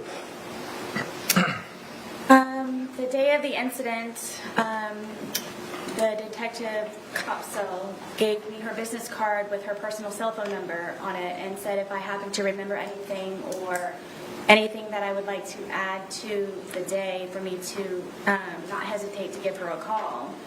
So throughout the rest of the evening, something was off. I didn't feel comfortable with what she told me and how she told it to me. So this is Sarah's defense team trying to establish that she was coerced into speaking with the police the day after George's death. As a reminder, she was asked to come in to retrieve her phone, and then was questioned further because of the videos that they found. She was lied to initially, but clearly consented to being interviewed. Her counsel attempted to get the interview thrown out, as we covered in our last video on this case, linked below. How long were you at the scene? Gosh, all day. From the moment that they were there to the moment that the coroner's van drove off. All right, when it ended, did you stay in your home? No, I raced inside and collected some pajamas and a toothbrush, and I went over to where my son was at my ex-husband's house. Did you take the dogs? I didn't even feed them. It was so fast. All right, and then once you got over to your ex-husband's, what happened? As it relates to Detective Copsell. Something just wasn't sitting right with me, and I I had a suspicion that she just wasn't being honest with me, so I took it upon myself. Sustained. So you called her. Tell us about that. I called her and I told her that I felt that she was being dishonest with me. She originally had told me that due to her being pregnant, it would just be a lot easier for her to have me come down to the station to pick up my phone. The original plan was for she and Detective Lowen to return the phone to my apartment. But she said that it would be a lot easier for me to just come down and pick it up because I remember when I was pregnant. That's what she said. You remember when you were pregnant. So I said, I feel that you're tricking me and I feel that you're being very sneaky about something and I don't believe that you're being honest with me. And I said, regardless, I'm still going to come. Sustained. So you agreed to come, but you understood it was to get your phone? Correct. All right, you came that afternoon to the station? I did. And the original agreement was they were to come to you? Correct. All right. When you got to the station, what happened? I thought I was just going to be picking up my phone. My car was there. I had everything in my car. It was just a regular, I'm just going to go in, maybe sign something and pick up my phone. And there's people that are over here at the windows, and I thought that I was supposed to go over there to get my phone. And Detective Lowen came down and said that my phone was upstairs. So if I would just follow him upstairs, that's where my phone was. And then I was taken into I guess it was an interrogation room, and they told me to sit down, and that then I guess the interview or interrogation began, and I just simply kept getting my phone. Sarah did not think she was just getting her phone. Again, she came armed with her own list of questions and concerns, with the hopes that the police would comfort her and tell her she did nothing wrong. She was told prior to the interrogation that they needed her to answer more questions, and she signed a document stating that she consented to speaking with them. It should go without saying that if you were brought into a room with a police officer and they begin to Mirandize you, that they are not simply doing that to give you your phone back. Sarah, tell the jury why. Yes.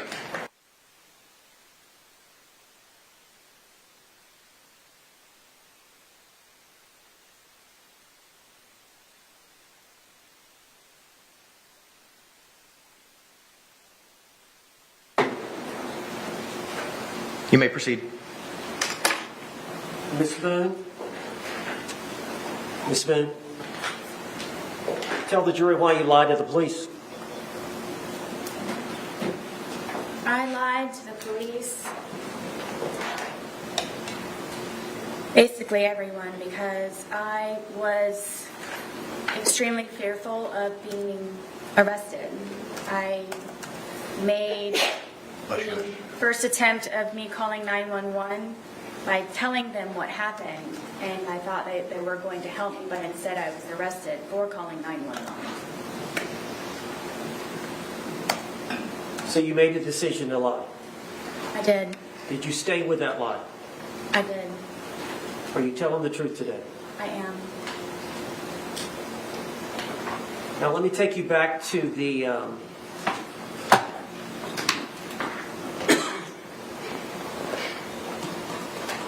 to this incident.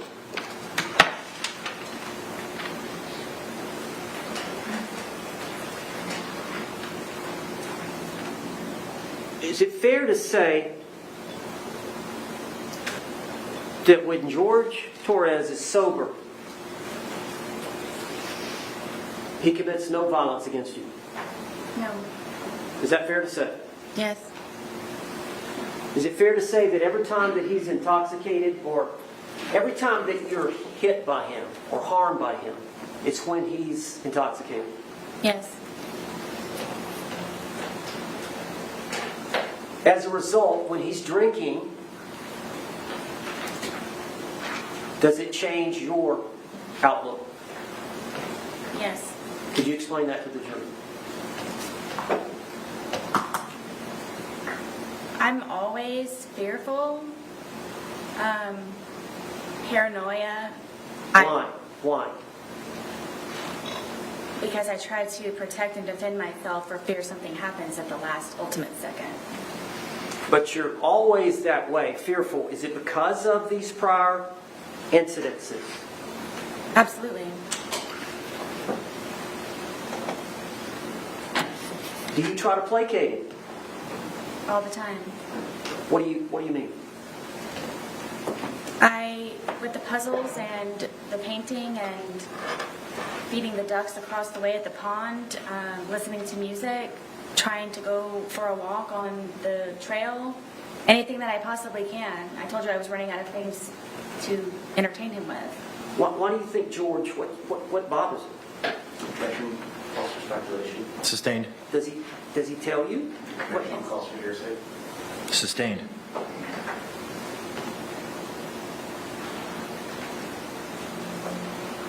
As a result of how he behaves towards you in that intoxicated state,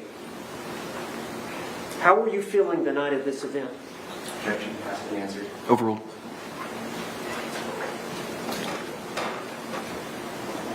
Extremely nervous,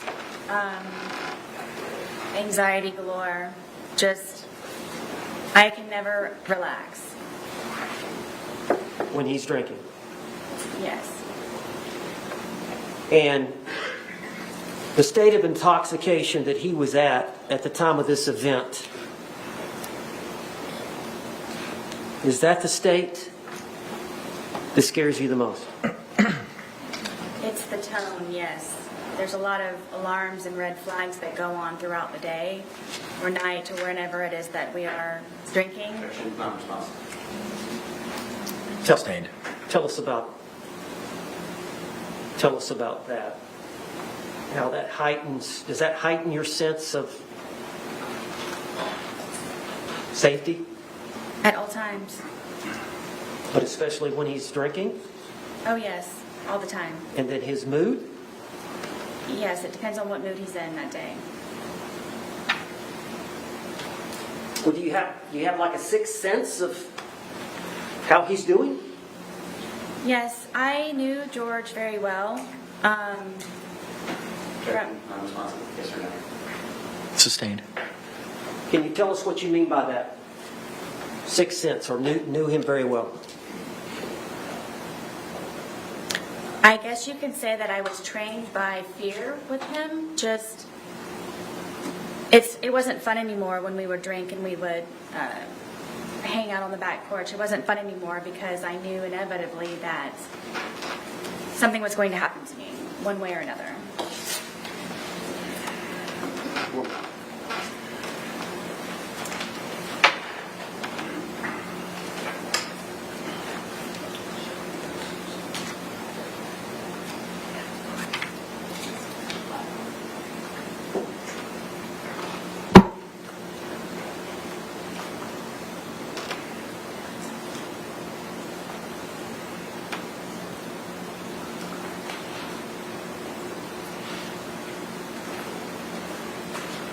Miss Boone, you know, those bruises that we saw of him, they look pretty deep.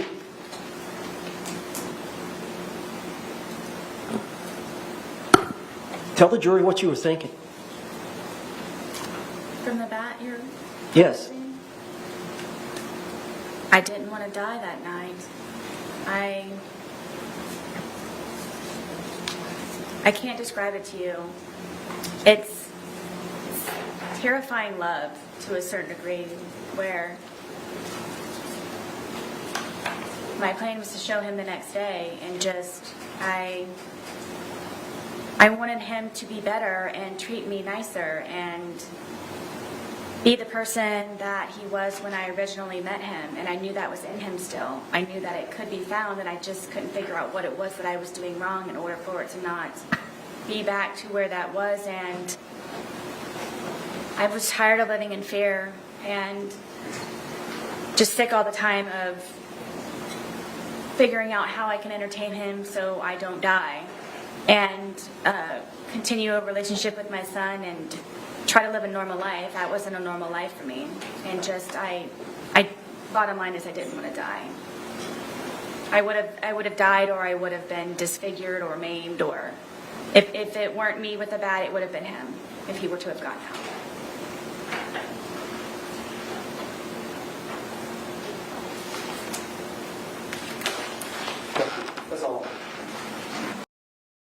So that was Sarah's direct examination. Now let's go over how she did. Sarah and her legal team were able to deftly prove that Sarah had been abused by George, with direct, unflinching evidence. She was able to explain how she felt in that relationship, why she stayed with him, and how she navigated the abuse. However, there are key factors to this case that were not then justified. Her assertion that George's voice and behavior changed for the 11 minutes between the two videos is extremely hard to believe, especially given how his tone does not change in the videos themselves. The jury is meant to take her statements at face value, but by this point in the trial, the prosecution has showcased how Sarah would lie when it suited her, and that is very hard to move away from. The fact that the jury is meant to take her word for it that George threatened her while in the suitcase, despite all the direct evidence showing the contrary, is a hurdle that I don't think they quite made it over. But let us know what you think in the comments down below. Next week, we'll be posting the cross-examination, as we are of reasonable belief that this video will take nearly a day to upload as it is. We are in the process of installing better internet where we are, so Dreadsgiving shouldn't have too much of an issue.